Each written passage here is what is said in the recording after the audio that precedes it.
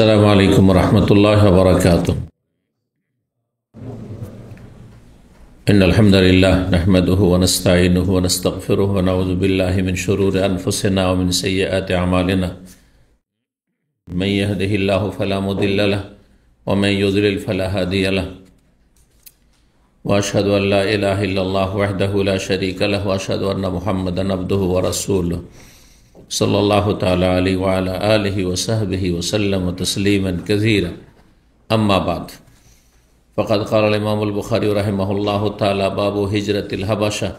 وقالت عائشة رضي الله عنها قال النبي صلى الله عليه وسلم: أريد دار هجرتكم ذات نخل بين لابتين، فهاجر من هاجر قبل المدينة، ورجع عامة من كان هاجر بأرض الحبشة إلى المدينة.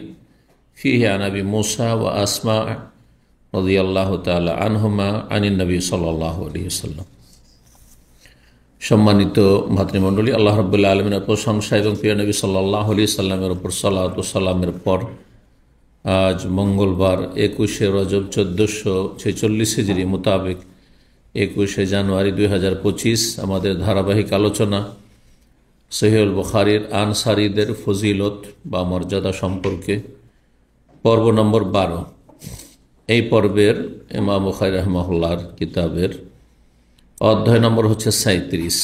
বিষয়বস্তু আবেসিনিয়ার হিজরত, বাবু হিজরাতিল হাবাসা। ইমাম বুখারী রাহিমাহুল্লাহ বলছেন এই অধ্যায় হচ্ছে হাবাসা, যার নাম বাংলায় আবেসিনিয়া, আফ্রিকার একটি দেশ, পূর্ব আফ্রিকা, যেটি সৌদি আরবের পরে লোহিত সাগর, জেদ্দা আপনারা দেখেছেন, বা জিজান, যেসব লোহিত সাগরের এলাকা। আর এই লোহিত সাগর পার করলেই সৌদি আরবের পশ্চিম দিকে অবস্থিত একটি দেশ, আফ্রিকার দেশ, যার নাম সেই যুগে ছিল হাবাসা। এই হাবাসা দুই ভাগে ভাগ হয়েছে এখন। বৃহৎ যে হাবাসা ছিল, একটির নাম এখন যেটিকে বলা হচ্ছে ইথিওপিয়া ইংরেজিতে, আর বাংলাতে ইথিওপিয়ায় বলছে। আর আরেকটি হচ্ছে এরিট্রিয়া। দুটোই তখনকার অখণ্ড হাবাসা ছিল, যার বাংলা নাম হচ্ছে আবিসিনিয়া।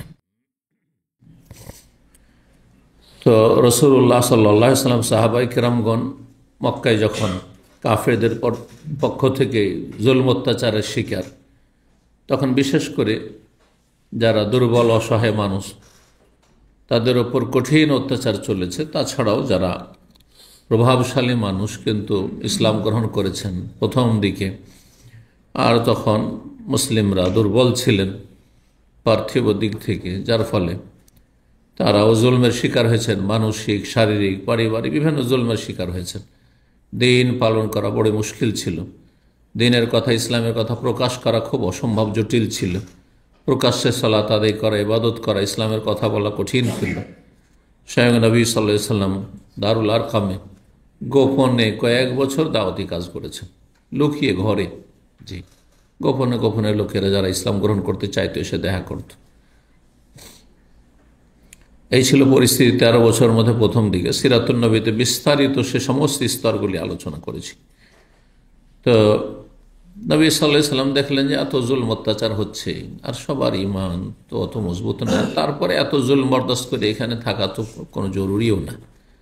যার ফলে বললেন সাহাবায়ে কেরামদেরকে, তোমাদের মধ্যে যারা ইচ্ছুক, একটি দেশ আছে যেখানে খ্রিস্টান রাজা নাজাশি, জি, এই নাজাশি রাজা খ্রিস্টান হলেও সেই ব্যক্তি ন্যায়পরায়ণ মানুষ এবং ন্যায়পরায়ণ শাসক। সে ন্যায় নীতিকে পছন্দ করে, জুলম অত্যাচার তার দেশে হতে দেয় না।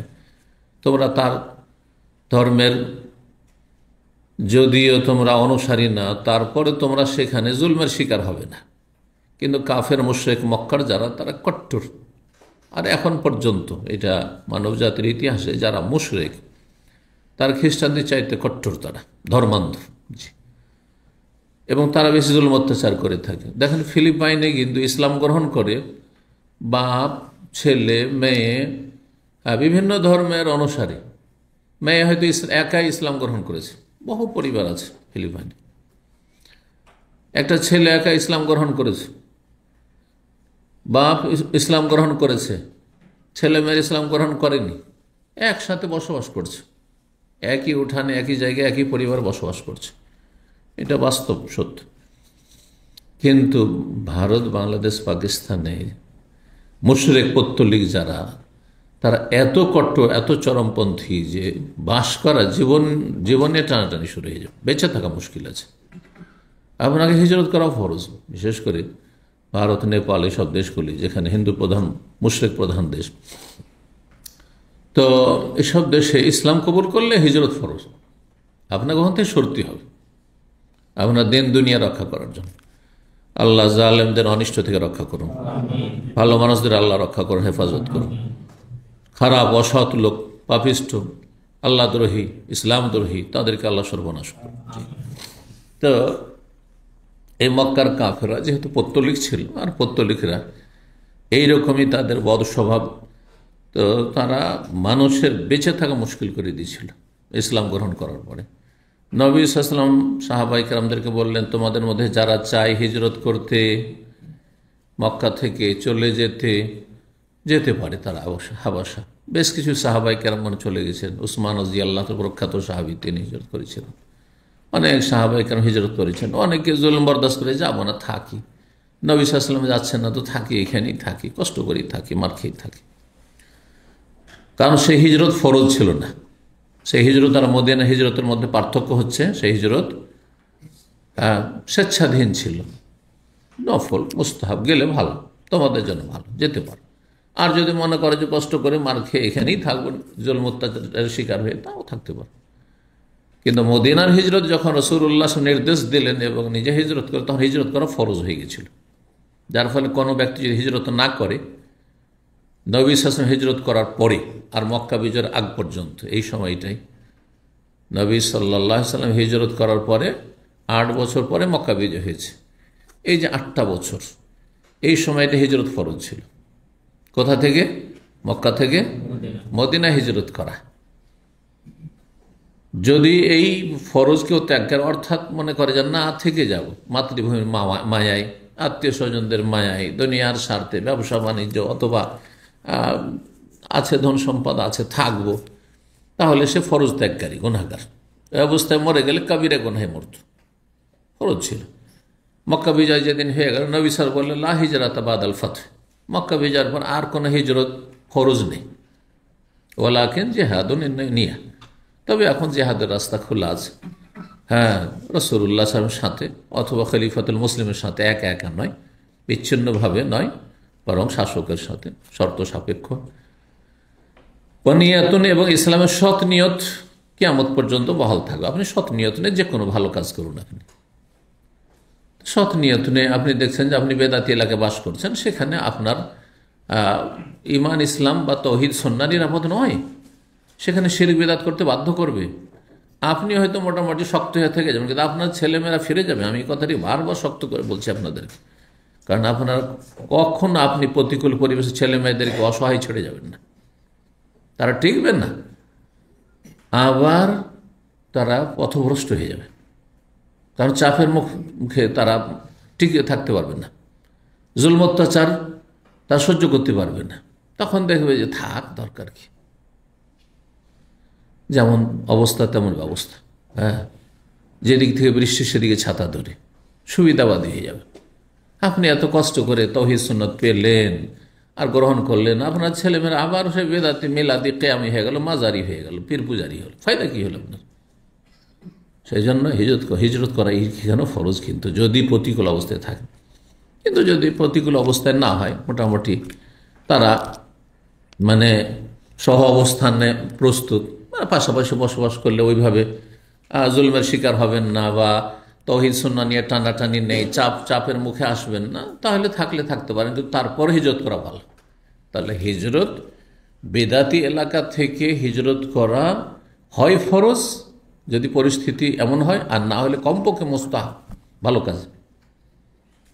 কারণ খারাপ পরিবেশ এখানেও থাকবেন। যেমন আপনি খারাপ রুমে প্রবাসে আছেন, নিজের ভাড়া দিয়ে থাকছেন, কেন বেনামাজিদের রুমে থাকবেন আপনি? কেন বেদাতির রুমে থাকবেন আপনি? কেন ইসলামের শত্রু যারা বা বিভিন্ন পাপে জড়িয়ে আছে, ধূমপান করে, নোংরা ছবি দেখে, তাদের সাথে কেন থাকবেন আপনি? মোটেই জায়েজ নয় তাদের সাথে থাকা। হ্যাঁ, কোম্পানি বাধ্য করছে, আপনার রুমে দিয়ে দিয়েছে, উপায় নেই, আর আপনার এত বেশি বেতন নেই যে আপনি আলাদা থাকবেন, অথবা অনুমতি নেই, সেটা ভিন্ন বিষয়।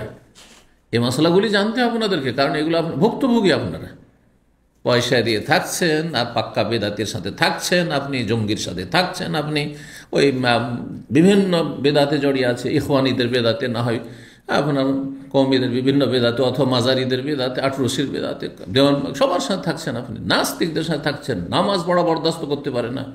হ্যাঁ, আপনি এখান থেকে যাবেন, লাইট জ্বালাতে দেবেন, আপনাকে অন্ধকারে খেতে হবে, অনেক ভাইরা আছে।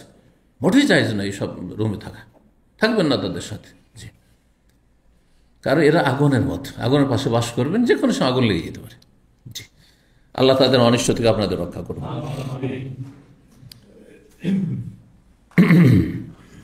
তো হিজরতের কথা বলছিলাম। হিজরত মক্কা থেকে মদিনা আর নেই, কিন্তু কিয়ামত পর্যন্ত হিজরত বহাল থাকবে, খারাপ জায়গা থেকে ভালো জায়গা। এইরকম একটা সঙ্গী ত্যাগের হিজরত, জায়গা আপনি পরিবর্তন করলেন না, কিন্তু সঙ্গী ত্যাগ করলেন। আপনি যখন বেদিন ছিলেন অথবা বেদাতি ছিলেন, তখন আপনার ফ্রেন্ড সার্কেল মোবাইলে যতগুলি নাম্বার সেভ করা ছিল সব লম্পট ছিল, বেনামাজি, বেদিন, না হইলে সব ওই বিভিন্ন আপনার পাপে, নারী ফিতনায় লিপ্ত, হ্যাঁ, বিভিন্ন অপকর্মে লিপ্ত। আপনি এখন হেদায়েত হয়েছেন, তাদের কারো নম্বর রাখবেন না, কারোর সাথে যোগাযোগ রাখবেন না। আপনি ইমানে নবায়ন করুন, এখানে আপনি পাক্কা মুমিন হন। এখন ভালো মানুষগুলোর নাম্বার সেভ করেন, আর তাদের সংসর্গ এখতিয়ার করে তাদের সাথে এসে বসেন। হ্যাঁ, যেখানে বসতে পারছেন আপনি, ইসলামী সেন্টার কথা মসজিদে হোক, আর এই বেদিনদের সাথে উঠা বসা করা আর সম্পর্ক রাখা বাদ দেন। এটাও একটা হিজরত। হ্যাঁ, সম্পর্কের হিজরত জরুরি। হয়তো আছেন, দামামে আছে, ওই বাসাতে আছেন, কিন্তু আর ওই সব লোকদের সাথে, যাদের সাথে চলতেন, ফ্রেন্ড সার্কেল ছিল খারাপ লোক, তাদের সাথে মোটেই চলাফেরা করেন না। এটা আপনার ইমানের দাবি, ফরজ। এটাও, এই হিজরতও ফরজ। হিজরত মানে পরিত্যাগ করা, জায়গা পরিত্যাগ করা, না হয় বন্ধু মহল পরিত্যাগ করা। জি, এই জন্য 100টি লোককে খুন করার লোককে কি পরামর্শ দেওয়া হয়েছিল, যে তুমি যেখানে আছো সেটি হচ্ছে আরদসু, মন্দ জায়গা, হ্যাঁ, পাপীদের জায়গা, সেখান থেকে অন্য জায়গায় চলে যাও। ওই এলাকায় একটা গ্রাম আছে, এলাকা আছে, সেখানে আল্লাহর নেক বান্দারা ইবাদতবন্দি করে, ভালো কাজ করে, হ্যাঁ, ফাবুদিল্লাহ, তাদের সাথে আল্লাহর ইবাদতবন্দি করে, ইলম শিখ, আমল করা। জি, গুরুত্বপূর্ণ বিষয় কিন্তু আপনাদের জন্য। আল্লাহ রাব্বুল আলামিন যেন আপনাদের ভালো পরিবেশ দান করেন, ভালো সমাজ দান করেন। খারাপ পরিবেশ, খারাপ সমাজ, খারাপ লোক থেকে আল্লাহ রক্ষা করেন।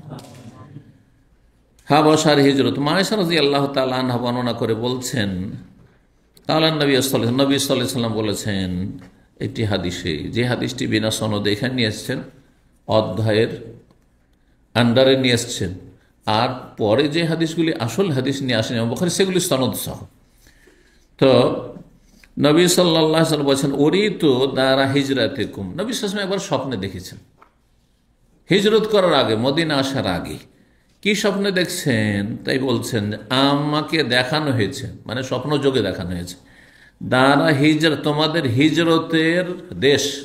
দার মানে এখানে দেশ, জি, দার মানে ঘর হয়, হ্যাঁ, দার মানে মহল্লা হয়, দার মানে দেশ হয়। জি, ছোট আর বড়। জি, তোমাদের হিজরতের দেশ, হিজরতের এলাকা দেখানো হয়েছে। সেই এলাকা আমি যখন দেখলাম স্বপ্নে, জাতা নাখলিন, খেজুর বাগান বিশিষ্ট, খেজুর বাগান আর বাগান, বাইনা লাবাতাইন, আর তার দুই পাশে ক্ষুদ্র কালো পাথর বিশিষ্ট এলাকা রয়েছে। লাবাতুন বলা হয় এমন এলাকা, যেই এলাকা কুচি কুচি ছোট ছোট পাথর থাকে, আর সে পাথরগুলির রং কালো থাকে, এইরকম এলাকাকে বলা হয়। এইরকম স্বপ্ন দেখলেন যে দুই দিকটা দেখছি, যেখানে আমি হিজরত করে এসেছি আর আমার সাথী সঙ্গের হিজরত করছেন, চলে যাচ্ছেন, সেই জায়গার দুই পাশে হচ্ছে কঙ্কর বিশিষ্ট এলাকা, আর সেই পাথরগুলি একবারে কালো কালো আর ক্ষুদ্র ক্ষুদ্র পাথর, মানে এমনি মাটি ধুলো নেই, ধুলাওয়ালা এলাকা নয়, বালি এলাকা, মরুভূমি, এই দাম্মাম আর এই এরিয়ার মতো নয়, হ্যাঁ, রিয়াদের মতো নয়। জি, কারণ এগুলোতে ওই কুচি পাথর কোথাও নেই তেমন। তাহলে এটা কিসের উপর ফিট হচ্ছে? মদিনার উপর। মদিনার পূর্ব আর পশ্চিম, হাররা গারবিয়া হাররা শারকিয়া, পূর্ব আর পশ্চিম দিকে, পূর্ব আর পশ্চিম, তো পশ্চিম দিকে হচ্ছে বাবুস সালাম, হ্যাঁ বুঝতে পারছেন না, আর পূর্ব দিকে হচ্ছে আপনার এই বাকি এই দিকটা। এখন পর্যন্ত এগুলোকে হাররা শারকিয়া হাররা গারবিয়া বলা হয়। পূর্ব দিকটাকে হাররা শারকিয়া বলা হয়, পশ্চিম দিকে হাররা গারবিয়া বলা হয়। জি, তো আমাকে স্বপ্নে দেখানো হয়েছে ফাহাজার মানহাজা কেবাল মদিনা, কিছু লোকেরা যারা চাইলো তারা মদিনায় হিজরত করলো। নবী সাল্লাল্লাহু আলাইহি ওয়াসাল্লাম অনুমতি দিয়ে দিয়েছিলেন যে তোমরা আর কত এখানে থাকবে, মদিনার পরিবেশটা ভালো। বেশ কিছু লোক ইসলাম গ্রহণ করে গেছে, হজ মৌসুমে এসে আমার সাথে দেখা সাক্ষাৎ করে দুইবার তারা বায়াত করে গেছে। বায়াতে উল্লাহ প্রথমবার হচ্ছে, বায়াতে আকাবা যেটি বলা হয় সানিয়া দ্বিতীয়বারও হয়েছে। আর সেখানে শতাধিক লোক ইসলাম গ্রহণ করেছে, আর তারা ইসলামের দাওয়াতের কাজ আর শিক্ষার কাজ সেখানে প্রচার প্রসার করে যাচ্ছে। তো সাহাবীরা অনেকে যারা চাইলেন হিজরত করলেন। ওয়ারাজা আম্মাতুমান কান হাজারা বিআরদিল হাবাশাত আল মাদিনা, তার আগেই বেশ কিছু লোকেরা হাবাশা আবিসিনিয়া হিজরত করে চলে গেছিল। তারা যখন শুনতে পেল যে সাহাবায়ে কেরামগণ মদিনায় দলে দলে হিজরত করেছেন এবং এমনকি নবী সাল্লাল্লাহু আলাইহি ওয়াসাল্লাম হিজরত করে ফেলেছেন, তখন তারা ধীরে ধীরে হাবাসা থেকে ফিরতে লাগলেন। হাবাসায় কেন থাকবো, তাহলে অমুসলিম দেশ, খ্রিস্টান দেশ, যদিও ভালো শাসক কিন্তু তারপরেও খ্রিস্টান দেশ, কোনো মুসলিম নাই সেখানে, দাওয়াতি কাজ নাই সেখানে, শিক্ষার ব্যবস্থা নেই, কেন বা থাকবো সেখানে। ঠিক আজকালকার ইউরোপের মধ্যে যদি মনে করেন যে ভালো দেশ, তাহলে সেটা হচ্ছে ব্রিটেন, ইংল্যান্ড, ইউকে। যদিও সেখানে মসজিদ আছে, অনেক মসজিদ আছে, দাওয়াতি কাজ হচ্ছে বিভিন্ন আলহামদুলিল্লাহ আর সংগঠন বা দিনী ভাই রয়েছে, হক বাতিল সব রকমের দাওয়াতি কাজ হচ্ছে আলহামদুলিল্লাহ। সেখানে হেজাব পরে চলতে অসুবিধা নেই, সেখানে জুব্বা পরে, আমি গিয়ে জুব্বা পরে সেখানে নেমেছি, জুব্বা পরে এয়ারপোর্ট কেউ কিছু বলেনি। এই জুব্বা পরে হয়তো ভারতে নেপালে যাওয়া অসুবিধা, জুব্বা পরে ঢাকাতে গেলেও আলহামদুলিল্লাহ পরিবেশ হয়ে গেছে, অনেকটা পরিবেশ হয়েছে, কিন্তু এমন একটা সময় তারপরও তাকা হবে আর কে রে। কিন্তু আমরা ইউরোপে পোশাকের দিকেও তাকাতে যাই না, ওইসব দেখেই না। বোরখা নেকাব পরে মহিলারা ঘুরে বেড়াচ্ছে আলহামদুলিল্লাহ, যার যে ইচ্ছা, কেউ খোলা ঘুরছে, হ্যাঁ অবাধ স্বাধীনতা, কিন্তু স্বাধীনতা আছে, বাধা বিপত্তি নেই। জি, কিন্তু অন্য ইউরোপের দেশ আছে যেখানে চেহারা ঢাকার ওপর বাধা আছে, পেনাল্টি আছে, ফাইন আছে। হ্যাঁ, আমাদের এক দিনী ফ্যামিলির সাথে দেখা হইল, আর তার স্বামী মাশাআল্লাহ অনেক খেদমত করলেন, বলছেন যে ওনার ওয়াইফ কয়েকবার করে ফাইন দিয়েছে অন্য দেশে ছিল, ফ্রান্স অথবা আপনার যেটাকে অস্ট্রিয়া বলা হয়, সব দেশে ফাইন লাগাইতে এসছে, যে ফাইন লাগাও, আমি নেকাব খুলব না। ফাইন খেয়েছে কিন্তু নেকাব খুলেনি, জীবন। কিন্তু তারপরে কেন বা থাকবেন আপনি, কেন বা থাকবেন যেখানে স্বাধীনতা আছে, সেখানেও আপনি থাকবেন না যদি তার চাইতে ভালো জায়গা পান। ভালো জায়গা পেতে কালো জায়গায় থাকবেন না, সোজা ভাষায় কথা বলছি, বুঝছেন না? জি, আল্লাহ ভালো করুন। তো এই ছিল হাদিস 3872 নম্বর হাদিস। হাদিস বর্ণনা করেছেন ওবায়দুল্লাহ ইবনে আদি ইবনুল খিয়ার, তিনি জানিয়েছেন উরওয়া ইবনে জুবাইরকে রাদিয়াল্লাহু তাআলা আনহুমা, বলছেন আন্নাল মিসওয়ার বিন মাখরামা আব্দুর রহমান ইবনে আসওয়াদ ইবনে আবদে ইয়াগুস, এই দুইজন মিসওয়ার বিন মাখরামা এবং আব্দুর রহমান ইবনে আসওয়াদ ইবনে আবদে ইয়াগুস, কাল আল্লাহু, এই দুইজনে ওবায়দুল্লাহ বিন আদি ইবনুল খিয়ারকে বলল। ওই ওবায়দুল্লাহ বিন আদি ইবনুল খিয়ার যিনি হচ্ছেন ভাগনা উসমান রাদিয়াল্লাহু তাআলা, হাদিসটি এর আগে একবার এসেছে। তো দুইজনে গিয়ে বলল, বা দুজনের সাথে দেখা তখন ওবায়দুল্লাহ বিন আদি বিন খিয়ারকে বলল, মা ইয়ামনাউ কান তুকাল্লিমা খালাকা উসমান ফি আখিহিল ওয়ালিদ বিন উকবা, কোন জিনিসটি তোমাকে বাধা দিচ্ছে বা কোন বিষয়টি তোমাকে বাধা দিচ্ছে যে তুমি কথা বলবে তোমার মামার সাথে। খালুন মানে মামা, মামার সাথে উসমান, মামা উসমানের সাথে তার ভাই, জি মানে কাছের ভাই, তার গোত্রের ভাইয়ের সাথে ওয়ালিদ বিন উকবা যে তার চাচাতো ভাই, তার অপকর্ম সম্পর্কে তাকে ইরাকের কুফাতে গভর্নর নিযুক্ত করা হয়েছে। আর তার সম্পর্কে চর্চা হচ্ছিল, সমালোচনা হচ্ছিল যে সে মদ খেয়েছে, খবর আসছে মদ খাওয়ার, আর লোকজনের মাঝে খুব আলোচনা সমালোচনা হচ্ছে, কিন্তু তাকে শাস্তি দেওয়া হয়নি।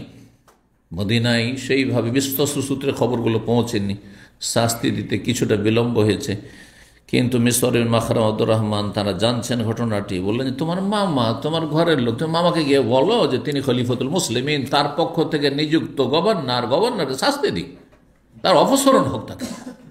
হ্যাঁ, তো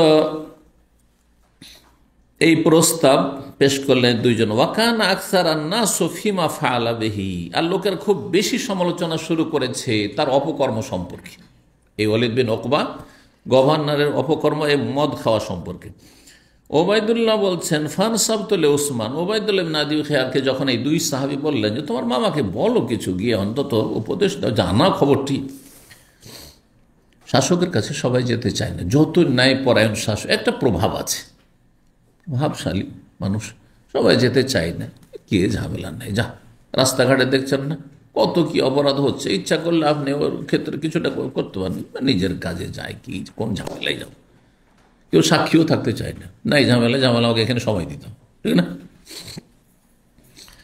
তো বলছেন ওবায়দুল্লাহ যে আমি এই কথা শুনে ফান্তাসাবতুল উসমান হিনা খারাজ আলাইহিস সালাম, আমি রাস্তায় দাঁড়িয়ে গেলাম আমার মামা ওসমান রাদিয়াল্লাহু তাআলার উদ্দেশ্যে, খলিফার উদ্দেশ্যে, যখন তিনি সলাতে বেরোবেন।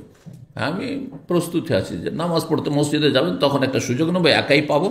তাহলে বোঝা যাচ্ছে যে শাসকের সংশোধনের জন্য, শাসককে কোনো খবর দেওয়ার জন্য কোনো অভিযোগ থাকলে, হ্যাঁ, যে বিচার হইতে হবে, আপনি বিচার করেন, নির্জনে বলতে হবে, এই না যে স্টেজে বলতে হবে, এই না যে জুমার মেম্বারে একবারে, হ্যাঁ, ওয়াজ মাহফিলে সরকার বিরোধী কথা বলতে হবে। এগুলি সব খারেজিদের তরিকা, আজকালকার নব্য খারিজের তরিকা, এগুলি ইখওয়ানিদের তরিকা। এতে কোনো সংশোধন হয় না, এতে কোনো সংশোধন হয় না। জি, শাসকদের সংশোধনের জন্য তাকে সরাসরি বলতে হবে। আজকালকার লোকেরা যারা স্টেজে বলে, হ্যাঁ, আপনার বিভিন্ন যে সোশ্যাল মিডিয়াতে সরকার বিরোধী কথাবার্তা লিখছে আর বলছে, হ্যাঁ, তারা বলছে যে শাসকের কাছে পৌঁছিতে পারি না, পৌঁছিতে পারেন না, আপনার ফরজ নেই, দায়িত্ব নেই। আপনি কারো কাছে যদি পৌঁছিতে না পারেন তো আপনাকে আল্লাহ জিজ্ঞাসাই করবে না যে তুমি কেন এই সংশোধন করাওনি। কাকে জিজ্ঞাসা করবেন?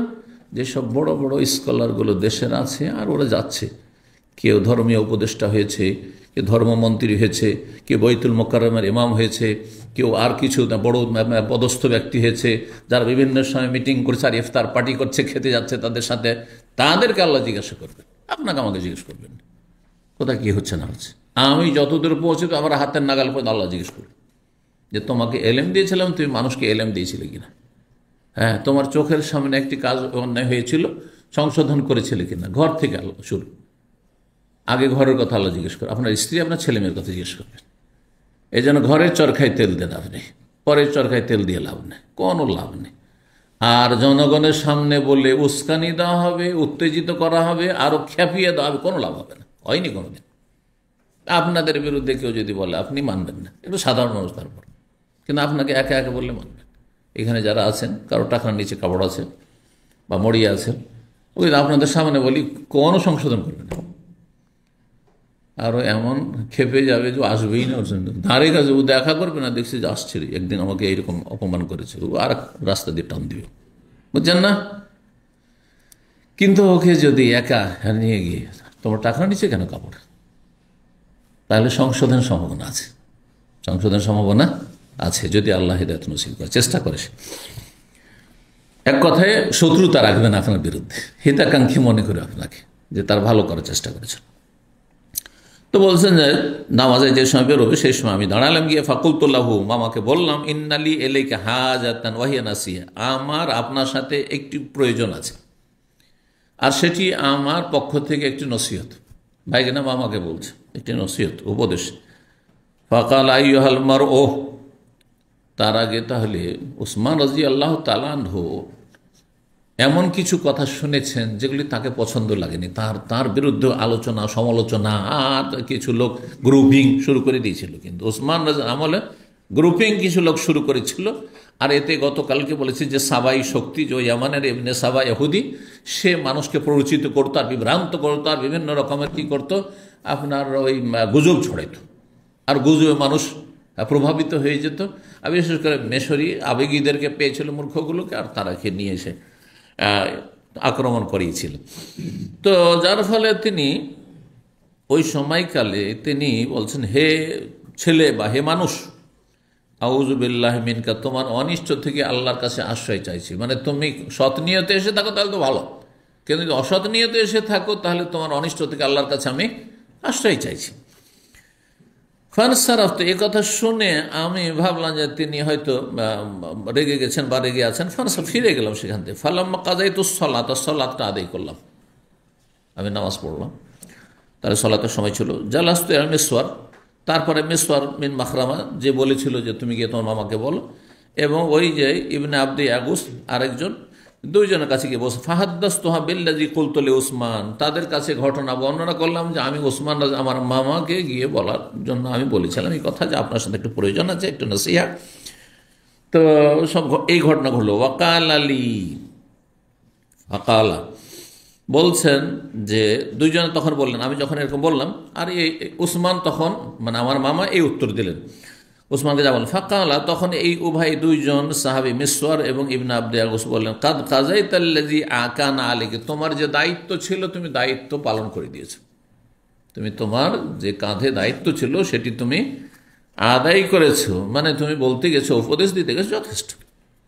কাউকে আপনি বললেন, শুনলেন না, আপনার গ্রামের চেয়ারম্যান এমপি বললেন যে এই যে অন্যায়গুলো হচ্ছে এলাকাতে, অঞ্চলে, হ্যাঁ, অথবা পুলিশ প্রধান, তাকে বললেন আপনি, কমিশনার, যাকে বলতে পারেন আপনি বললেন, যাদের মাধ্যমে সংশোধন হইতে পারে, শুনলো না, আপনার দায়িত্ব শেষ হয়ে গেছে। এই নয় যে তার সাথে আপনাকে প্রতিবাদ করতে হবে আর ঝামেলা বাদিয়ে দিতে হবে, আর না না না না, আর নিজের ক্ষতি হোক, নিজের ছেলেমেয়ের ক্ষতি হোক, না, আপনি যাতে উপকার হয়, উপকার না হয়, একটা অন্যায়কে দূর করতে গিয়ে ওর চাইতে বড় যেন অন্যায় না হয়ে যায় এবং ওর চাইতে বড় ক্ষতি না হয়, এই বিষয়গুলি জরুরি কিন্তু। জি, তো তুমি তোমার দায়িত্ব পালন করে দেবে। ফাবাইনা মানা জালেসুন মাহুমা, তারপরে আমি বসেই ছিলাম ওই দুজনের সাথে।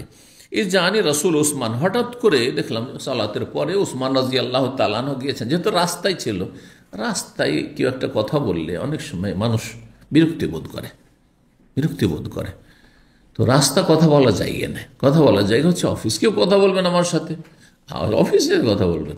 আমি অনেক ভাইদেরকে দেখি নতুন আসে না, জীবনে আসবে না সেন্টারে, আর যেমনই রাস্তায় পেয়েছে সেখানে একটা মাসলা আছে, অথবা এটা মাসলার জায়গা, রাস্তায় তারপরে হাঁটছি অথবা আমি কিছু করছি রাস্তায়, ও এখানে মাসলা আছে, মাসলার জন্য অফিস আছে, আসছেন একটু দেখেন যেখানে কি হয় না, অসুবিধাবাদীও, আমাকেও বিরক্ত লাগে উঠে। যে আমি বলছি এটা রাস্তা, মাসালের জায়গা নেই। আপনি সেন্টার থেকে নামছেন আর মাসলা রাস্তায় চলতে জিজ্ঞেস করে, সেটা আলাদা কথা, কিন্তু আপনি রাস্তাতে, আমি যাচ্ছি কোনো জায়গায় আর আপনি রাস্তায় পেয়ে গেছেন, একটা মশলা আছে, আদব না এগুলো, আসলে অফিস আছে, টাইম আছে, আপনি জানেন আর আসেন, দার্স আছে। তো উসমান রাদিয়াল্লাহু তাআলা আনহুর দুধ চলে আসলো, উসমান যখন পাঠিয়েছেন যে ডাকো ওই আমার ভাগিনাকে। ফাকাল আলী এসে বলল, উসমান ফাকাল আলী, তখন এই দুইজন বলছেন, দুজনের সাথে যেহেতু বসে আছেন, আর ওইখানে উসমান একটু প্রতিক্রিয়া দেখেছে, রাস্তাতে দেখা হয়েছে তখন, যে তোমার অনিষ্টতে আশ্রয় কামনা করছি, ভাবছেন আবার ডেকে পাঠালো, যখন দুধ ডেকে পাঠিয়েছে তখন কি জানি কি যে হয় তোমার, যদি কোনো শাস্তি হয়ে যায়। তাই বলছেন কাদিব তালাকাল্লাহ, আল্লাহ তোমাকে কিন্তু পরীক্ষা ফেলেছে। জি, সরকারি লোক যদি ডাকে, তখন থানা থেকে যদি একটা কল আসেন আপনার একটু প্রয়োজন আছে, পালপিটেশন একটু শুরু হবেই স্বাভাবিক, ঠিক কিনা? জি, যদিও আজকালকার থানা, আজকালকার প্রশাসন আর আজকালকার নেতার, তখনকার নেতা আসমান জমিনের পার্থক্য আছে, সারা আর সরাইয়ার পার্থক্য আছে। সারা মানে কাদামাটি জমিনে, আর সরাইয়া মানে ধ্রুব তারা, যত দূরত্ব ততটা পার্থক্য আছে। এইটা মনে করিয়েন না যে আজকালকার মতো তখন শাসন ব্যবস্থা, তখন আল্লাহর ভয়ভীতি ছিল, তখন ইনসাফ সুবিচার ছিল, সব কিছু ছিল তখন। জি, তখন খেলাফতে রাশেদা ছিল, রাসূলুল্লাহ আদর্শ ছিল, এখন আছেই বাকি। জি, আছে বাকি, দুনিয়ার স্বার্থ ছাড়া আছে কি? সমস্ত স্তরে। জি, ইল্লা মান রাহিমাল্লাহ, আল্লাহ তোমাকে পরীক্ষা ফেলেছে যেন উত্তীর্ণ হওয়ার আল্লাহ তৌফিক দিয়ে। ফান্তালাকতু, চললাম, ডাক হয়েছে, হাত্তা দাখালতু আলাইহি, গেলাম, জি প্রবেশ করলাম। খালা মা নাসিহাতুকা আল্লাতী যাকারতা আনিফান, উসমান বললেন, খলিফা বলছেন যে তোমার কি উপদেশ যেটা তুমি কিছুক্ষণ আগে সালাতের আগে তুমি রাস্তায় আমাকে বলছিলে। কাল তখন ফাতাশাহাদতু, তখন আমি শাহাদাতের কালেমা পড়লাম, মানে শাহাদাতের কালেমা বিশিষ্ট সুন্নতি খুতবা পড়লাম, খুতবাতুল হাজা। ইন্নাল হামদালিল্লাহ নাহমাদুহু ওয়া নাস্তাইনুহু ওয়া আশহাদু আল্লা ইলাহা ইল্লাল্লাহ ওয়া আশহাদু আন্না মুহাম্মাদান আবদুহু ওয়া রাসূলুহু। এটাকে এই জন্য তাশাহুদ বলা হয়। হাদিসে রয়েছে তাশাহুদ ফিস সালাতি ওয়া তাশাহুদ ফিল হাজা। দুটি তাশাহুদ শিখেছেন নবী সাল্লাল্লাহু আলাইহি ওয়াসাল্লাম, শিখেছেন দুটি তাশাহুদ শিখেছেন। একটি হচ্ছে সালাতের তাশাহুদ, হচ্ছে আত্তাহিয়াতু লিল্লাহ ওয়াস সালাওয়াতু, তার শেষখানে আছে। অথচ আত্তাহিয়াতের নাম তাশাহুদ কেন? ওই যে আশহাদু আল্লা ইলাহা ইল্লাল্লাহ ওয়া আশহাদু মুহাম্মাদুর রাসূলুল্লাহ শেষখানে, সেই জন্য এর নাম তাশাহুদ। ঠিক ওই রকমই তাশাহুদ ফিল হাজা, মানে খুতবায়, প্রয়োজনের খুতবাতে যে আশহাদু পড়া হয় সেটিকেও তাশাহুদ বলা হয়েছে। তাহলে তাশাহুদ হচ্ছে দুই রকম, হাদিসের ভাষায় বলা হয়েছে, সেই হাদিস। জি, তো আমি তখন সেই সুন্নতি খুতবা পড়লাম। সুম্মা কুলতু, তারপরে বললাম, ইন্নাল্লাহ বাআসা মুহাম্মাদ সাল্লাল্লাহু আলাইহি ওয়াসাল্লাম, আল্লাহ রাব্বুল আলামিন মুহাম্মদ সাল্লাল্লাহু আলাইহি ওয়াসাল্লামকে নবী করে পাঠিয়েছেন। ওয়া আনজাল আল কিতাব, নাযিল করেছেন। ওয়া কুনতা মিম্মান ইস্তাজাবা লিল্লাহি ওয়া রাসূলিহি, আর আপনি তাদের মতো ভাগ্যবান, তাদের দলভুক্ত, সেসব ভাগ্যবানদের দলভুক্ত যারা আল্লাহর ডাকে, রসুলের ডাকে সাড়া দিয়েছে, ইসলাম কবুল করেছেন। আপনি ইসলাম কবুল করেছেন।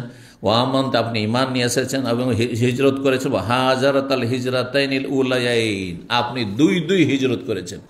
গোটা লম্বা হাদিসের সম্পর্ক এই অধ্যায়ের সাথে এই এতটুকু, দুই হিজরত। এক হিজরত হচ্ছে হাবাসার হিজরত, আর এক হিজরত হচ্ছে মদিনার হিজরত, উসমান রাদিয়াল্লাহু তাআলা করেছেন। জি, ও সাহেব তা রাসূলুল্লাহ সাল্লাল্লাহু আলাইহি ওয়াসাল্লামের আপনি সোহবত পেয়েছেন, মানে সাহচর্য পেয়েছেন বা সংসর্গ পেয়েছেন, আপনি সাহাবী হয়েছেন। ওয়া রাআইতা হাদিয়াহু, স্বচক্ষে নবী সাল্লাল্লাহু আলাইহি ওয়াসাল্লামের আদর্শ, চালচলন, আচার আচরণ দেখেছেন আপনি। জি, দেখে শিখা আর শুনে শিখায় অনেক পার্থক্য রয়েছে।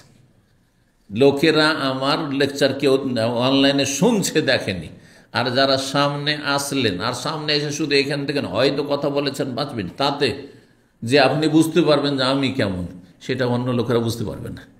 দূরের মানুষদের সাথে যখন দেখা হয় তখন অনেকে ভয় পায়, বলছে আপনাকে যদি দেখা সাক্ষাৎ না হইতো তাহলে আপনাকে মনে করতাম যে আপনি খুবই রাগী মানুষ এবং আপনার সাথে কথা বলা খুবই মুশকিল।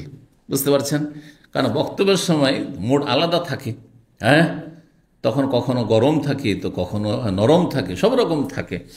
তো জি, তো বলছেন যে আপনি নবী সাল্লাল্লাহু আলাইহি ওয়াসাল্লামকে সচক্ষে দেখেছেন এবং তার আচার আচরণ আপনি প্রত্যক্ষ করেছেন। ওয়াকাদ আকসার আন্নাস ফি শানিল ওয়ালিদ বিন উকবা, আর লোকেরা খুব বেশি কঠোর সমালোচনা করেছে ওয়ালিদ বিন উকবার বিষয়ে, যে সে মদ খাচ্ছে কিন্তু তার শাস্তি হচ্ছে না, আর তাকে গভর্নর বানিয়ে রাখা হয়েছে।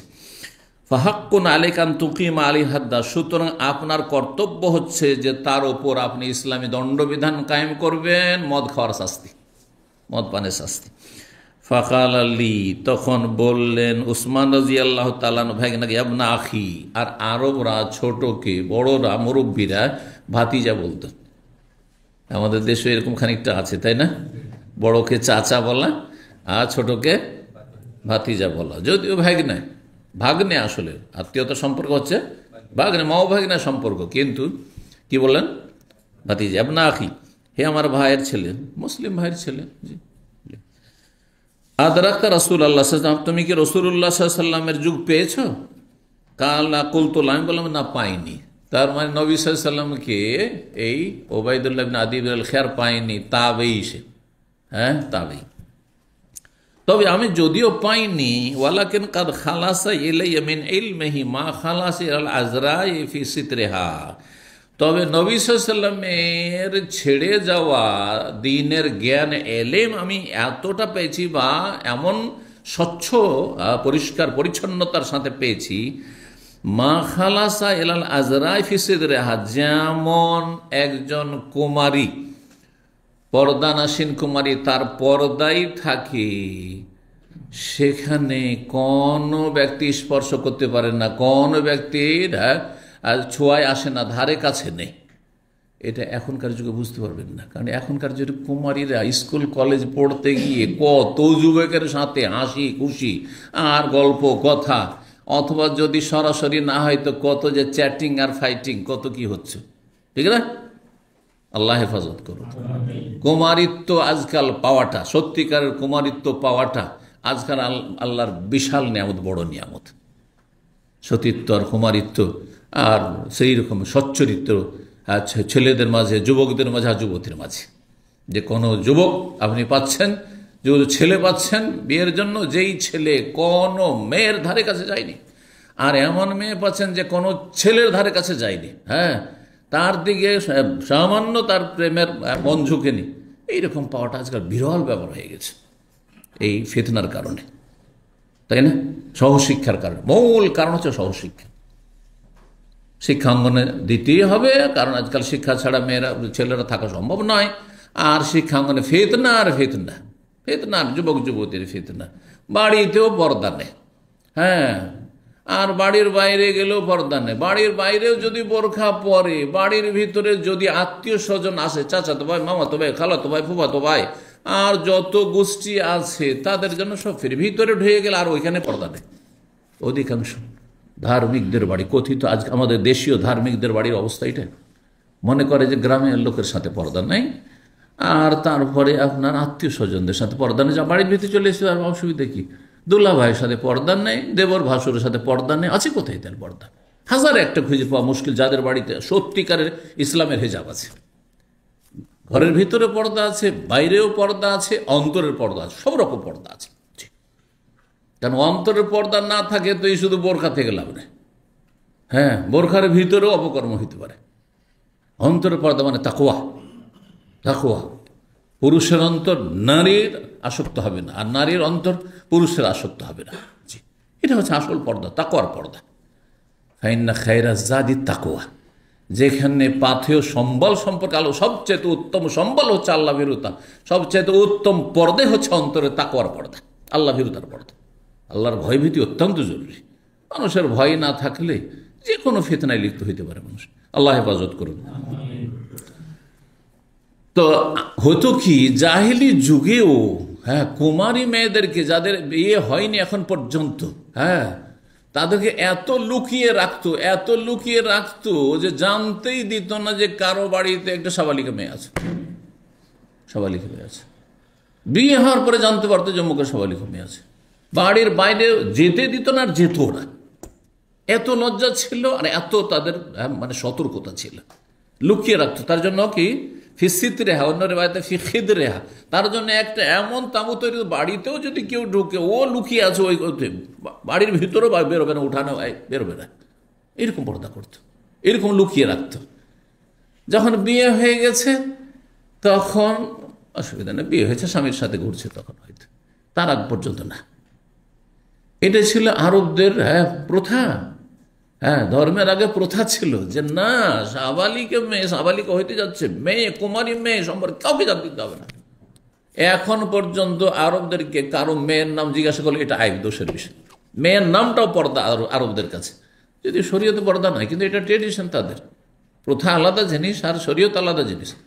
আপনি আপনার স্ত্রীর নাম বলতে পারেন, আপনি আপনার মেয়েদের নাম বলতে পারেন, অসুবিধা নেই। হ্যাঁ, আপনার মায়ের নাম বলতে পারেন। আমাদের দেশে আবার আইব কি? হ্যাঁ, বাপের নাম, দাদার নাম বলো, কিন্তু মায়ের নাম জিজ্ঞেস করলে আরে আইব বলা যাবে না। আছে না নেই আপনাদের অঞ্চলে? এটা ছিল এক সময়, জি, বড় দোষের কথা। মায়ের নাম ছোট বাচ্চাদেরকে শিখিয়ে দিচ্ছে, মায়ের নাম বলবি না, তারপর স্বামীর নাম বলা যাবে না। আজকাল তো শুরু হয়েছে, এখন স্বামীকে নাম ধরে ডাকবে, সমান সমান এগুলো জায়েজ আছে, কিন্তু তার চাইতে ভালো কুনিয়ত দিয়ে ডাকা। তো যেমন কুমারী মেয়ে, হ্যাঁ, কুমারী মেয়ে তার পর্দার ভিতরে লুকিয়ে থাকে একেবারে খালেস, খাঁটি, তাতে কোনো রকমের, কোনো পুরুষের কোনো রকমের টাচ নেই, ধারে কাছে নেই। ঠিক ওই রকম আমার কাছে যে এলেম নবী সাল্লাল্লাহু আলাইহি ওয়াসাল্লাম পৌঁছেছে, যদি আমি তাবেই, একবারে খালেস, কোনো ভেজাল না, ভেজাল মুক্ত এলেম পৌঁছেছে আমার কাছে। কালা ফাতাহ শাহাদ। তারপর উসমান রাদিয়াল্লাহু তাআলা আনহু তাশাহুদ পাঠ করলেন, মানে ওই তাশাহুদ ফিল হাজা, খুতবাতুল হাজা পাঠ করলেন। সুন্নতি খুতবার বললেন, ইন্নাল্লাহ কাদ বাসা মুহাম্মদ সাল্লাল্লাহু আলাইহি ওয়াসাল্লাম বিল হাক্কি, আল্লাহ রাব্বুল আলামিন মুহাম্মদ সাল্লাল্লাহু আলাইহি ওয়াসাল্লামকে সত্য সহকারে প্রেরণ করেছেন। ওয়া আনজাল আল কিতাব, তার প্রতি কিতাব নাযিল করেছেন, মানে আল কোরআনুল কারীম। ওয়া কুনতু মিম্মান ইস্তাজাবা লিল্লাহি ওয়া রাসূলিহি সাল্লাল্লাহু আলাইহি ওয়াসাল্লাম, এবং আমি তাদের দলভুক্ত হইতে পেরেছি। এটি আমার সৌভাগ্য যে যারা আল্লাহর ডাকে সাড়া দিয়েছে, রসুলের ডাকে সাড়া দিয়েছে, আমিও ডাকে সাড়া দিয়েছি, মানে ঈমান নিয়ে এসেছি। ও আমান তো বেমা বইসা বিহি মুহাম্মদ সাল্লাল্লাহু আলাইহি ওয়াসাল্লাম, যা নিয়ে প্রেরিত হয়েছেন সেসব কথার প্রতি আমি ঈমান নিয়ে এসেছি। ওয়াহাজাতুল হিজরাতানি উলাইন, প্রথম 2 হিজরত আমি করেছি, কামা বলতে যেমনটা তুমি বললে সব ঠিক আছে। ও সাহেব তো রাসূলুল্লাহ সাল্লাল্লাহু আলাইহি সাল্লামের সোহবত পেয়েছি, আমি তার সাহাবী হয়েছি। ও বায়াত, ও তার সাথে হাতে হাত দিয়ে আমি বায়াত করেছি, ইসলামের জিহাদে শপথ করেছি। ওয়াল্লাহি, আল্লাহর কসম করে বলছি, মা আসাইতুহু, জীবনে নবী সাল্লাল্লাহু আলাইহি সাল্লামের বিরুদ্ধাচরণ করে নাফরমানি করিনি, কোনোদিন তার বিপরীত চলিনি। ওয়ালা গাসাস্তহু, নবী সাল্লাল্লাহু আলাইহি সাল্লামের সাথে কখনো প্রতারণা করিনি, যে কথা বলবো এক আর আমল করবো এক, এটাও প্রতারণা। ইয়া রাসূলুল্লাহ, আমি এরকম করতে চাই আর করলাম না। যেমন আমাদের দেশে বহু লোক আছে, জলসা মহফিলে যখন কালেকশন হচ্ছে, এত হাজার টাকা, এত লাখ টাকা, এত বিঘা জমি, এত মন ধান, শেষে যখন কালেকশন, আমরা যে মাদ্রাসা শিক্ষকতা করেছি জানি ভালো করে, এত মন ধান কাগজে কলমে, এত টাকা ধার বাকি কাগজে কলমে, কালেকশনে যখন আদায়কারী যাচ্ছে বলছে কেউ দিচ্ছে না, যে 10 মন লিখেছে সে 2 মন দিয়ে বিদায়, 1 মন দিয়ে বিদায়। এই হলো অবস্থা, কারণ সেখানে একটা সুনাম নিতে হবে। হ্যাঁ, অমুক সাহেব, মেম্বার সাহেব, অমুক চেয়ারম্যান সাহেব, প্রধান সাহেব কি দিলেন, হ্যাঁ 10,000 টাকা দিলেন, 20,000 টাকা দিলেন। ওই যুগে, এখন তো 50 লাখ, কয়েক লাখ, কিন্তু কাজের বেলা আল্লাহ পাক ভালো জানে, খুব কমই। তো তারপরে আলহামদুলিল্লাহ দিনের কাজ হচ্ছে। তো এগুলো হচ্ছে কি, মানে প্রতারণা। আপনি যা করবেন না কেন বেশি করে বলবেন, যতটা পারবেন হ্যাঁ ততটাই বলুন আপনি, অথবা বলিয়েন না, আপনি গোপন রাখেন। আমি কোনো খেয়ানত করিনি। সমস্ত খলিফা ওমর, তারপরে বলছেন না, সমস্ত খলিফা ইস্তাখলাফ আল্লাহ আবু বকরিন, তার আগে একটু আছে আল্লাহি মা আছে ওলাকা শাস্ত্র হাত্তা তো আফল, নবী সাল্লাল্লাহু আলাইহি ওয়াসাল্লামের ইন্তেকাল পর্যন্ত নবী সাল্লাল্লাহু আলাইহি ওয়াসাল্লামের না নাফরমানি করেছি, আর না আমি কোনো রকম প্রতারণা করেছি। তারপরে আল্লাহ খলিফা নিযুক্ত করলেন আবু বকরকে, আল্লাহর ফয়সালা। আল্লাহ, আল্লাহর কসম করে বলছি, তারও কোনো নাফরমানি করিনি, খলিফা তারও কোনো বিরুদ্ধাচরণ করিনি। ওয়ালা গাসাস, তার সাথে কোনো খেয়ানত করিনি, প্রতারণা করেন। সুম্মা উস্তুখলিফা ওমর, তারপরে খলিফা হলেন ওমর রাদিয়াল্লাহু তাআলা আনহু। আল্লাহ, আল্লাহর কসম করে বলছি, তারও নাফরমানি করিনি, তার সাথে কোনো খেয়ানত আর কোনো রকমের প্রতারণা করিনি। সুম্মা উস্তুখলিফতু, তারপরে আমাকে খলিফা নিযুক্ত করা হয়েছে। আফালাইসা লি আলাইকুম মিসলুল্লাযী কানা লাহুম আলাইয়া, আমার কি সেই অধিকার তোমাদের উপর নেই যেমনটা অধিকার আগের খলিফাদের ছিল তোমাদের উপর? হ্যাঁ, যেমন আমি হক আদায় করেছি আবু বকরের, উমরের, আমার হক কি তোমাদের উপর নাই? তাদের তো তোমরা সমালোচনা করনি, তাদের বিরুদ্ধে তোমরা এইসব গুজব রটাওনি, কেন আমার বিরুদ্ধে এইসব গুজব শুনছি, কেন আমার বিরুদ্ধে এইসব সমালোচনা শুনছি, কেন আমার হক আদায়, কেন আমার সাথে এরকম আচরণ করছো তোমরা? মানে এক শ্রেণীর লোকেরা। তো তাতে অবশ্যই একজন কষ্ট পাবেন। আপনার যখন সমালোচনা হবে অথচ বাস্তবতা কিছু না, মিথ্যা, তাহলে আপনাকে অবশ্যই কষ্ট লাগবে, কষ্ট হবে। সে কথায় প্রকাশ করছেন। তারপরে ভাইজানা বলছে, বলা হ্যাঁ অবশ্যই আপনার ওই রকমই হক আছে যেমন আবু বকর ওমরের হক ছিল। তাহলে এইসব আলোচনা সমালোচনার কারণটা কি, যা তোমাদের পক্ষ থেকে আমার কাছে পৌঁছেছে যে তোমরা এই ধরনের সমালোচনায় অংশ নিচ্ছ?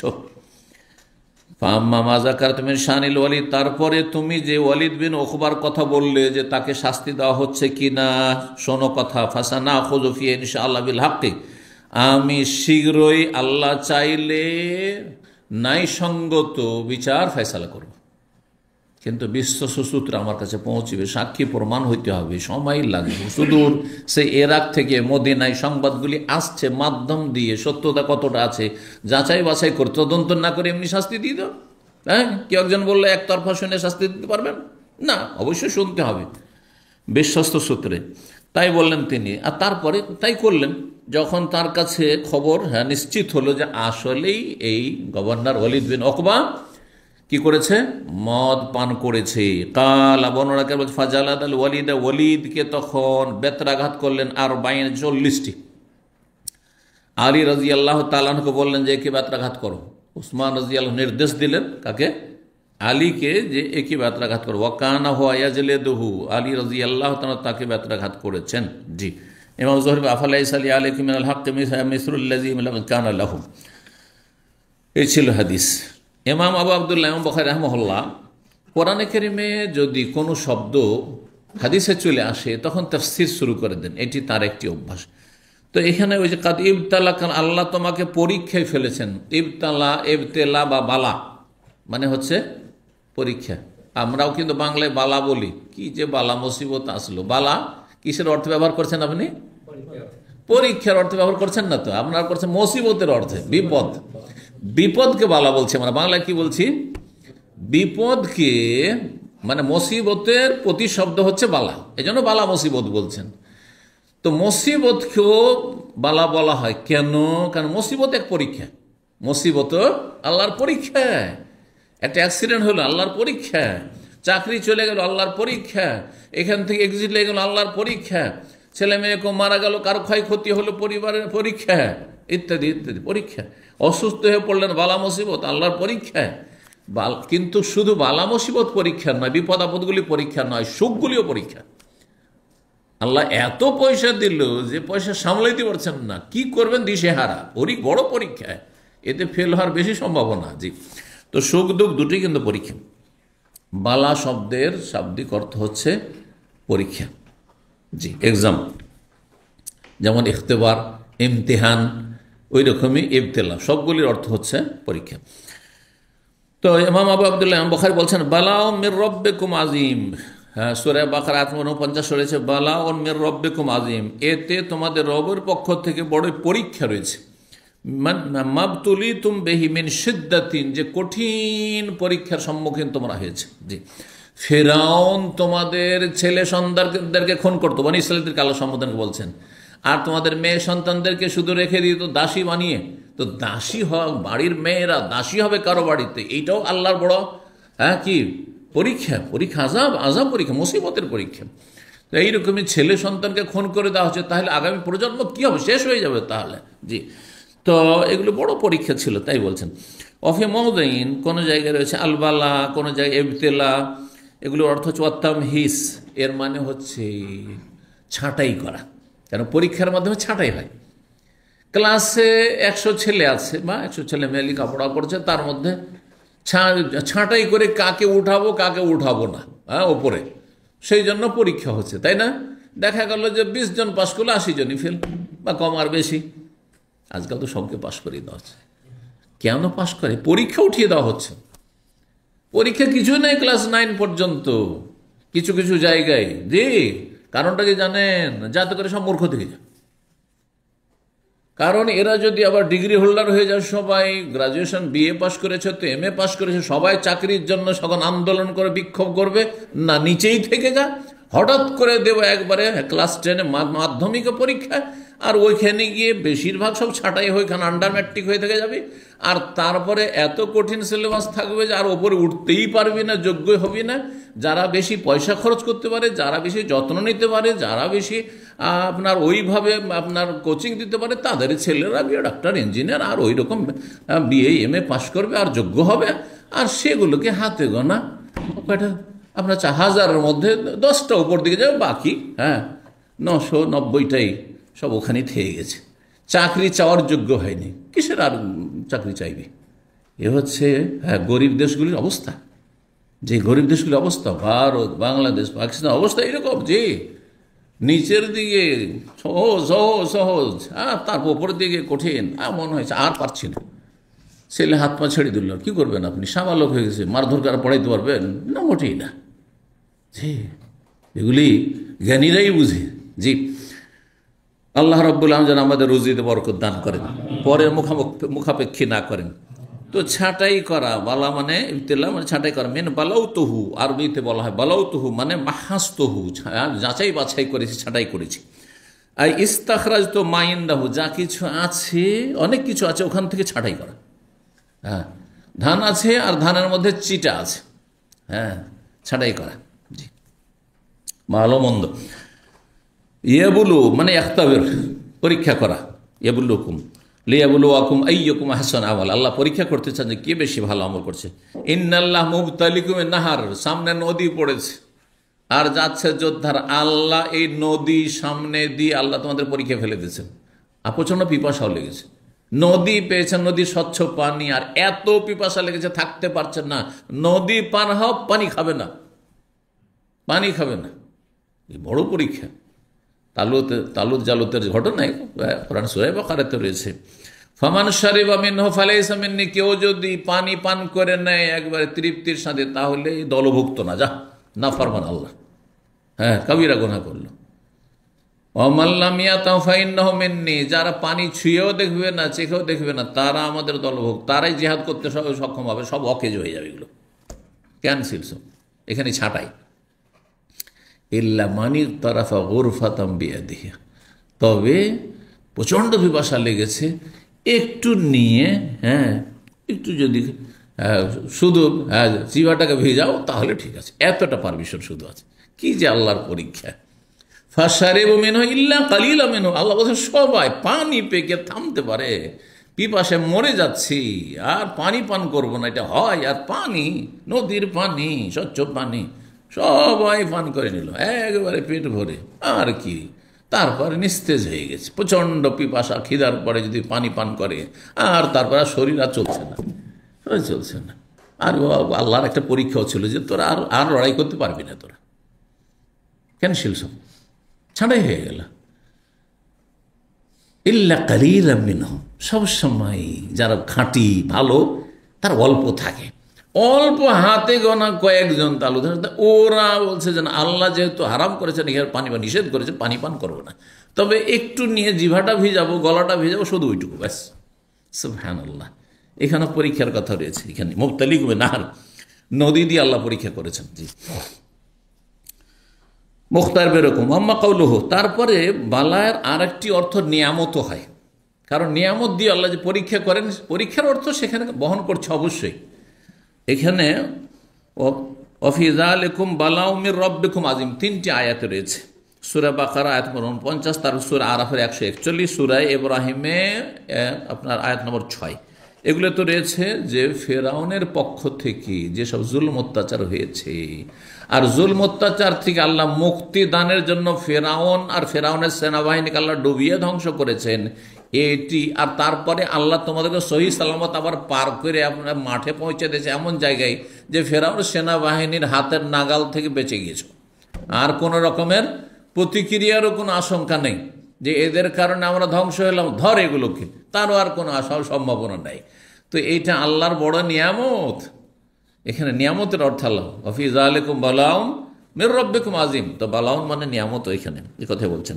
3873 নম্বর হাদিস বর্ণনা করছেন মা আয়েশা রাদিয়াল্লাহু আনহা, বলছেন আন্না উম্মা হাবিবা উম্মা সালামাতা যাকারাতা কানিসাতান, উম্মে হাবিবা রাদিয়াল্লাহু তাআলা উম্মে সালামা রাদিয়াল্লাহু, এই দুজন কে? নবী সাল্লাল্লাহু আলাইহি দুইজনই সহধর্মিনী, উম্মাহাতুল মুমিন উম্মে হাবিবা বিনতে আবু সুফিয়ানের মেয়ে, আর উম্মে সালামা নবী সাল্লাল্লাহু আলাইহি সাল্লামের ফুফুর মেয়ে। জি, সব কুরাইশ। এই দুইজনে গেছিলেন হিজরত করে, এরা যেহেতু ইসলাম কবুল করে নিয়েছেন আগেই, কিন্তু আবু সুফিয়ানের আগে তার মেয়ে ইসলাম কবুল করেছে। আবু সুফিয়ান কট্টর কাফের, মক্কা বিজয় পর্যন্ত, আর উম্মে হাবিবা ইসলাম গ্রহণ করে চলে গেছেন তার স্বামীর সাথে হাবাসা। তো উম্মে হাবিবা আর উম্মে সালামা তারা যখন ফিরে আসলেন সেখান থেকে, তো আপোষের সতীনদের সাথে বসে গল্প চলছে, যাকারাতা কানিসা, একটি গির্জার কথা তারা আলোচনা করলেন। কানিসা মানে হচ্ছে গির্জা, এখনো কানিসাই বলা হয় আরবিতে গির্জা, গির্জা বুঝলেন তো, খ্রিস্টানদের উপাসনালয়। রাআইনা বিল হাবাসা, যা তারা দেখেছিলেন আবেসিনিয়া, হাবাসায়, তার মানে হাবাসায় তারা হিজরত করে গেছিলেন, কিন্তু সেই গির্জার ভিতরে ছিল ফিহা তাসাবির, সেখানে চিত্র অঙ্কিত ছিল, অনেক ছবি ছিল, প্রাণীর ছবি, ঈসা আলাইহিস সালামের ছবি, কল্পিত ছবি, মারিয়ামের ছবি, বিভিন্ন হাওয়ারীদের ছবি, সব ছবি আর ছবি, ছবি আর ছবি। ফাযাকারাত লিন-নবী সাল্লাল্লাহু আলাইহি ওয়াসাল্লাম, এই উভয় উম্মে হাবিবা আর উম্মে সালামা যখন নবী সাল্লাল্লাহু আলাইহি ওয়াসাল্লামের বিবাহ বন্ধনে আসলেন পরে, তাদের স্বামীদের ইন্তেকালের পরে, ফাযাকারাতা, দুইজনে উল্লেখ করলেন নবী সাল্লাল্লাহু আলাইহি ওয়াসাল্লামের সামনে এই বিষয়টি যে আমরা এইরকম গির্জা দেখেছি সেখানে, আর সেই গির্জাতে ছবি অঙ্কন করা আছে, আর তারা খ্রিস্টানরা সাথে তারা পূজা পাঠ, তাদের ধর্মকর্ম করছে। ফাকালা বললেন নবী সাল্লাল্লাহু আলাইহি ওয়াসাল্লাম, ইন্না উলাইকা, এই খ্রিস্টানেরা এমন আহলে কিতাব, ইযা কানা ফিহিমুর রাজুলুস সালেহ, তাদের মাঝে কোনো যদি নেক মানুষ হইতো, মানে ওলিউল্লাহ হইতো। ওলি আউলিয়ার পূজা যে যুগ যুগ ধরে চলে আসছে, যেই যুগ থেকে শিরিক শুরু হয়েছে, নূহ আলাইহিস সালামের যুগ থেকে, তার আগে শিরিক ছিল না। আদম আলাইহিস সালাম থেকে শুরু করে অনেক যুগ পর্যন্ত, নূহ আলাইহিস সালামের জামানা পর্যন্ত কোনো শিরিক ছিল না। সমস্ত মানব জাতির আদম সন্তানের ধর্ম ছিল লা ইলাহা ইল্লাল্লাহ, আল্লাহ ছাড়া কোনো সত্য মাবুদ নেই। তারপর নূহ আলাইহিস সালামের পূর্বকালে এই প্রথম মূর্তি পূজা শুরু হয়, সেটাও এই নেক লোক দিয়ে মূর্তির আকারে শুরু হয়। আর খ্রিস্টানদের মাঝে তখন দুই রকমের পূজা শুরু হয়, দাঁড় করে মূর্তির আকারেও, আর যেটা পৌত্তলিকদের কাছে, প্রতিমা পূজারীদের কাছে। আর খ্রিস্টানরা কি করেছে, এদেরকে দাফন করে কবর পাকা করে সেই কবরের পূজা শুরু হয়ে গেছে। আর ভারত, বাংলাদেশ, পাকিস্তানে দুই রকমের পূজা চলছে। কথিত এক শ্রেণী মুসলিম যারা মাজার পূজারী, তারা শুইয়ে দিয়ে দাফন করে পূজা করছে খ্রিস্টানদের অনুকরণে। আর যারা হিন্দু, তারা মূর্তি পূজা করছে। কিন্তু সবাই মনে করে যে যেসব মূর্তির অথবা মাজার পূজা করছে তারা সব ওলি আউলিয়া। মুসলিমদের ভাষায় ওলি আউলিয়া, আর হিন্দুদের ভাষায় এরা দেবতা। কারণ ভালো মানুষ হলে দেবতা, হিন্দুদের ধর্মে ভালো মানুষ হলে কি হয়ে যায়, দেবতা হয়ে যায়, মহামানব হয়ে যায়। হ্যাঁ, রাম, তারপরে কৃষ্ণ, এরা তাদের কাছে মহামানব, সাধারণ মানুষ নয় তাদের কাছে। হ্যাঁ, পবিত্র মানুষ। আপনি যাদেরকে ওলিয়া উলিয়া বলছেন, হ্যাঁ, শাহজালাল শাহ পুরাণ বলছেন, ওই রকমই তারা ওদেরকে বলছে যে ওই রকমই একই। জি, তারা এক ধরনের পূজা শুরু করেছেন, আপনারা এক ধরনের পূজা শুরু করেছেন, যারা মাজার পূজারী, একই রকম, কোনো পার্থক্য নেই। তাহলে দুই রকমের শিরক চলে আসছে প্রাচীন যুগ থেকেই। এই দুই রকমের শিরককে উৎখাত করার জন্য, নির্মূল করার জন্যই নবী রসুলগণ যুগে যুগে প্রেরিত হয়েছেন। তাই বলছেন নবী সাল্লাল্লাহু আলাইহি সাল্লাম, এই খ্রিস্টানরা কি করতো, যখন তাদের মাঝে কোনো নেক লোক মারা যেত, মারা যেত, বানাও আলা কবরিহি মসজিদান, তার কবরের তারা মসজিদ, মানে সেজদার জায়গায় তৈরি করে দিত। মসজিদের ভিতরে কবর দিয়ে দিল, হ্যাঁ, উপাসনালয়ের ভিতরে। আর না হলে কি করতো, কবরের উপর তারা মসজিদ বানাইতো। ভারত, বাংলাদেশ, পাকিস্তানে মসজিদের ভিতরে কবরের দুটো অবস্থা হয়, আগে কবর, হ্যাঁ, নেক লোকের, তারপরে মসজিদ বানিয়েছে।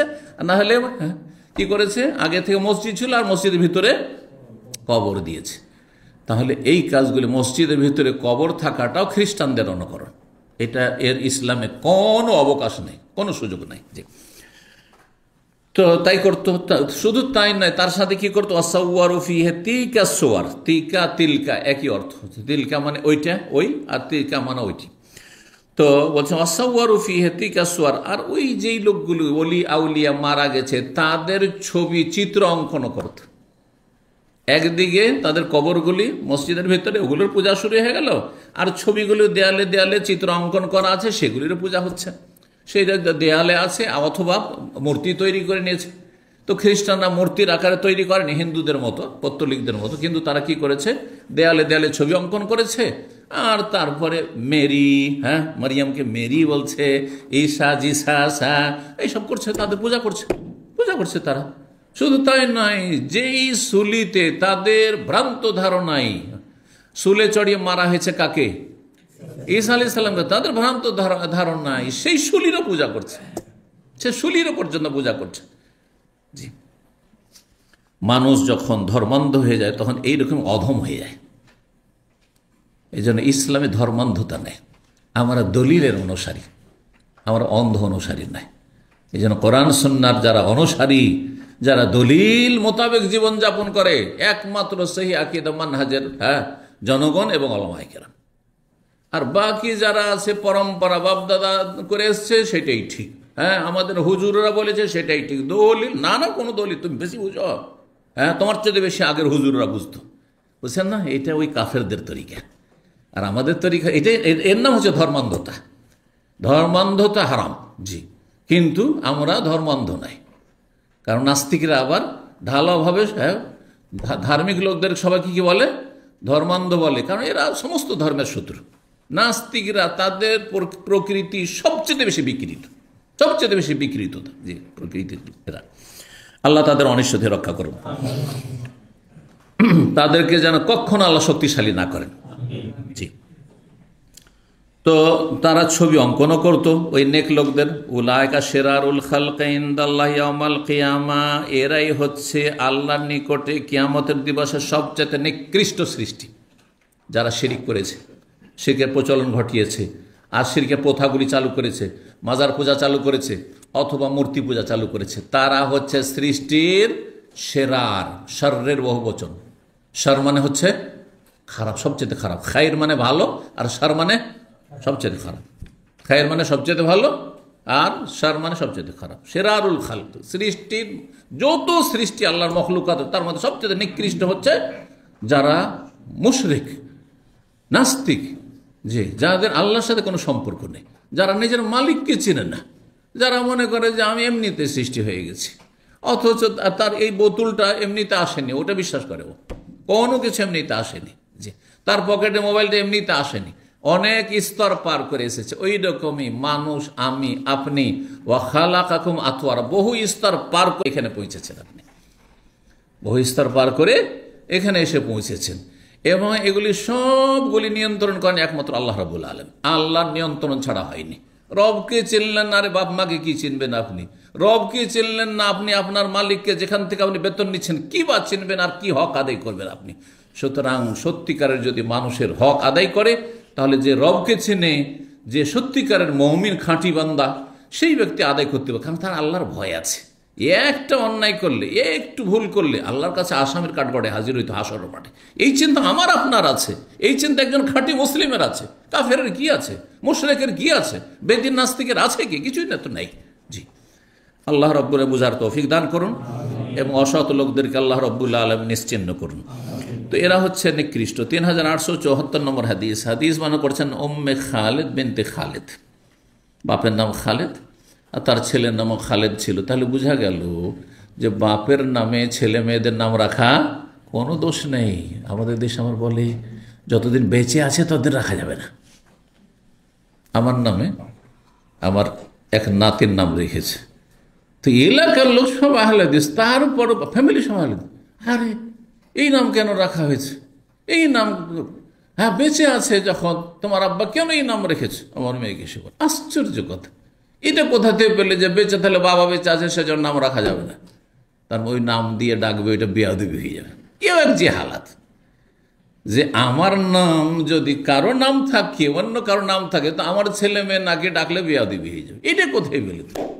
বুঝতে পেরেছেন? হ্যাঁ, আমার নাম ধরে ডাক, যদি আমার ছেলে মেয়েরা ডাকে, এইটা বেয়াদবি। বুঝছেন না? হ্যাঁ, বাপ মাকে নাম ধরে ডাকা যাবে না। বাপ মাকে ডাকতে হবে বাবা মা বলে ডাকতে হবে। ইয়া আবাতে, ইব্রাহিম আলাইহিস সালাম কি বলছেন? ইয়া আবাতে বলছে, ইয়া আজার বলেননি, কোরআনের ভাষা। হে আব্বা, হে সম্মানিত আব্বা। জি, ইয়া উম্মাহ, এরকম করে বলতে হবে। জি। তো খালেদ বলছেন কাদিমতু মিন আরদিল হাবাসা। এই উম্মে খালেদ বলছেন আমি হাবাসার দেশ থেকে আসলাম। তাহলে হাবাসা হিজরত তিনি করেছিলেন। ওয়ানা জুয়াইরা, সেই সময় আমি ক্ষুদ্র বালিকা ছিলাম। জারিয়াতুন মানে বালিকা হয়, আর একেবারে ছোট্ট বালিকা ছিলাম, একবার না বালিকা।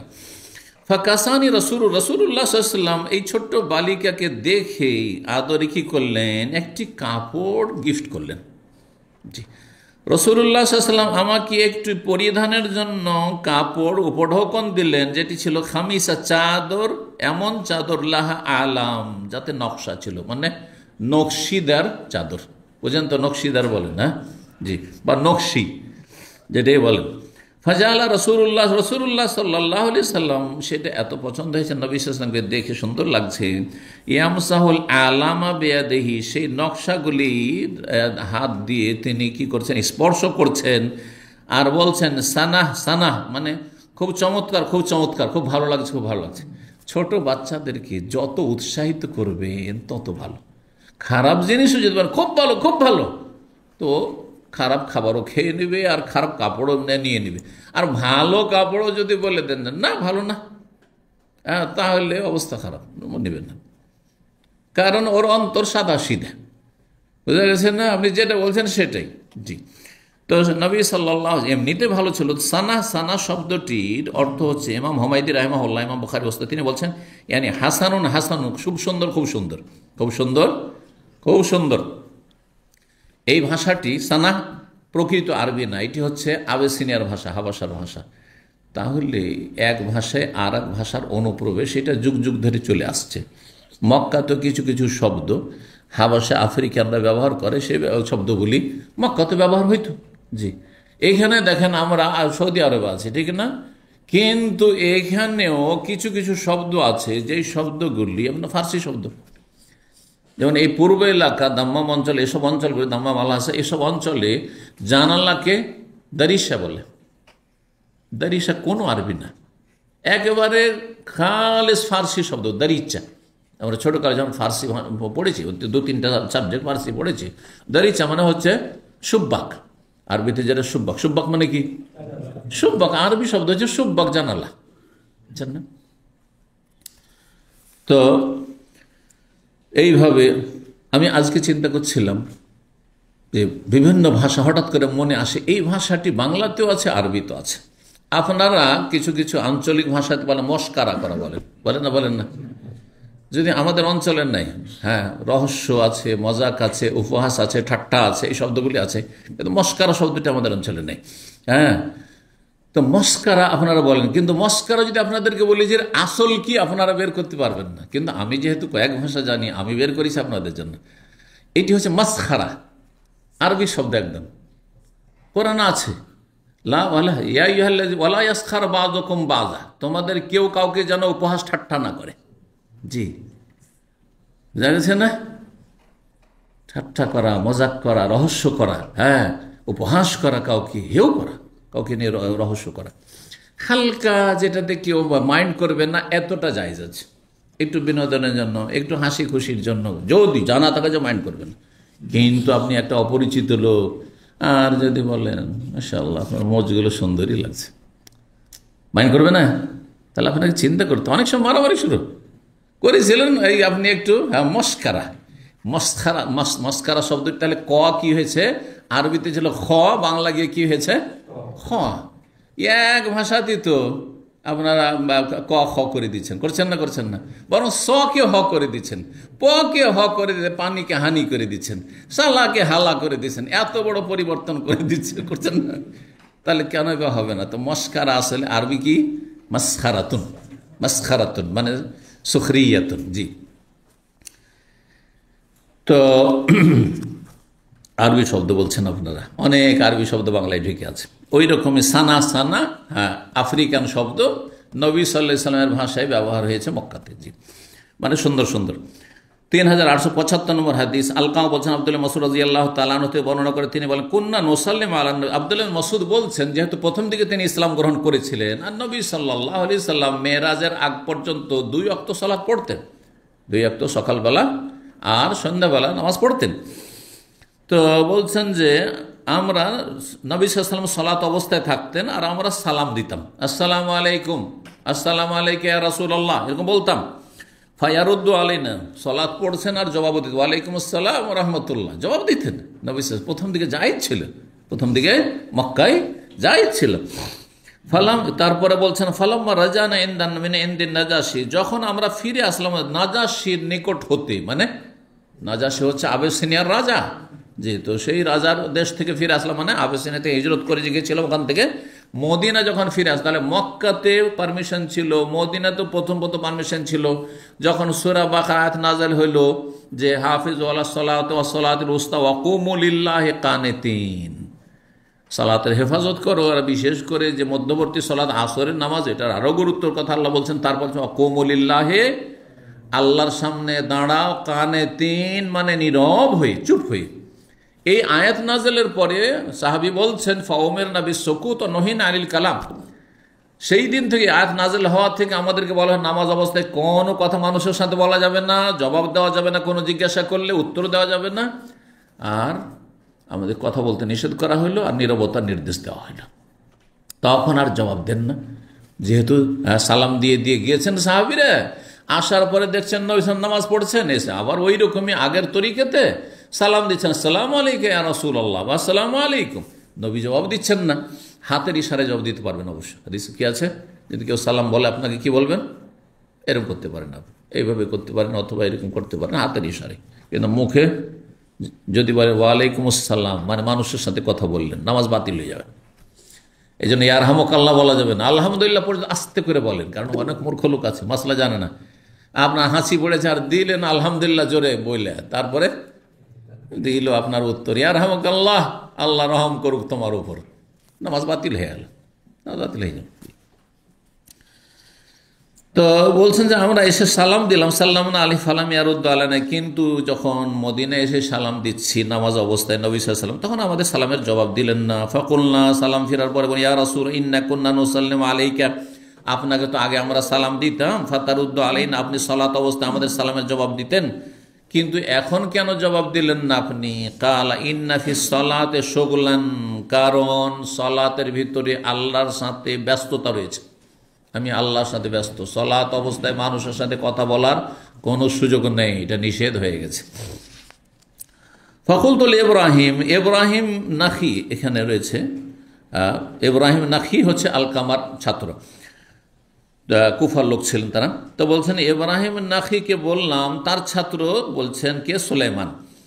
কাইফা তাসনাউ আনতা, আপনি কি করেন? মানে সালাত অবস্থায় কেউ যদি সালাম দেয় বা কোনো কথা বলতে চায় তো আপনি কি করেন? কাল আরুদ্দু ফি নাফসি, আমি সালামের জবাব মনে মনে দিই, জবান নড়িয়ে নয়, জিভার নড়িয়ে আসতে দিলেও নামাজ নষ্ট হয়ে যাবে, আর উচ্চ স্বর করে আওয়াজ করে দিলেও নষ্ট হবে। জিভা নড়ানো জায়েজ নাই, তবে মনে মনে মানে অন্তরে তুমি আমার জন্য শান্তি কামনা করলে আমিও তোমার জন্য শান্তি কামনা করলাম, শুধু মনে কথাটা আসলো, মনে কথাটা আসলে হাতের ইশারা করলেন। হইতে পারে ইব্রাহিম নাখির কাছে ওই হাদিস, হাতের ইশারার হাদিস পৌঁছেনি, না হলে ওইটা বলতেন তিনি। ইব্রাহিম নাখি যেহেতু তাবি, আর তিনি আলকামা তাবি, আর তার ছাত্র, তিনি মাসলা বলছেন কিন্তু অসম্পূর্ণ মাসলা বলছেন, কি যে আমি মনে মনে উত্তর দিয়ে দিই, কিন্তু জবান দ্বারা জিভা নাড়িয়ে উত্তর দিই না।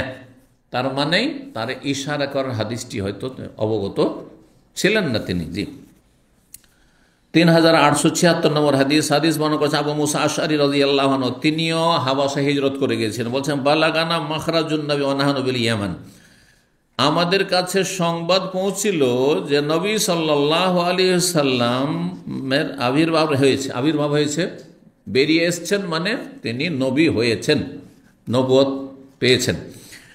তখন আমরা এমান দেশে বসবাস করতাম, যেহেতু আশআরী বংশ তখনকার এমানে, মানে আজকালকার এমানের বর্ডারে, জি, আবহা বাহা ওইসব অঞ্চলের লোক ছিলেন। বলছেন ফারাকেবনা নাহনু বিল ইয়ামানে ছিলাম, আমরা ইসলাম গ্রহণ করল। ফারাকেবনা সাফিনাতান, আচ্ছা ওই দিক থেকে আসতে আপনার লোহিত সাগর কাছে, তো রাস্তা দিয়ে যদি স্থল পথ দিয়ে আসেন তো উটের পিঠে চেপে অনেক দূর আসতে হবে, কষ্ট, তা না করে একটি নৌকায় তারা চেপে গেলেন যে জেদ্দায় গিয়ে নেমে যাবো, মক্কা চলে যাব, জেদ্দার কাছাকাছি মক্কা। তো বলছেন যে ফারাকিবনা সাফিনাতান, একটি নৌকায় আমরা আরোহণ করলাম। আলকাতনা সাফিনাতুন ইলা নাজাশি বিল হাবাসা, কিন্তু আমাদের নৌকায় দিক আমরা ভুল করে আমাদের নৌকা আমাদেরকে নিয়ে গিয়ে পৌঁছে দিল কোথায়? হাবাসায় পৌঁছে দিল। এটা হয়?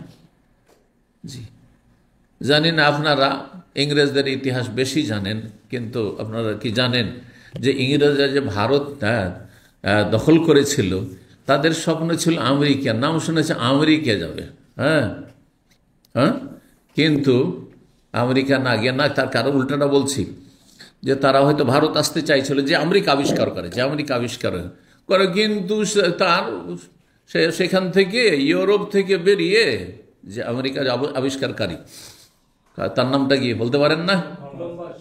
মাশাআল্লাহ, কলম্বাস, ঠিক।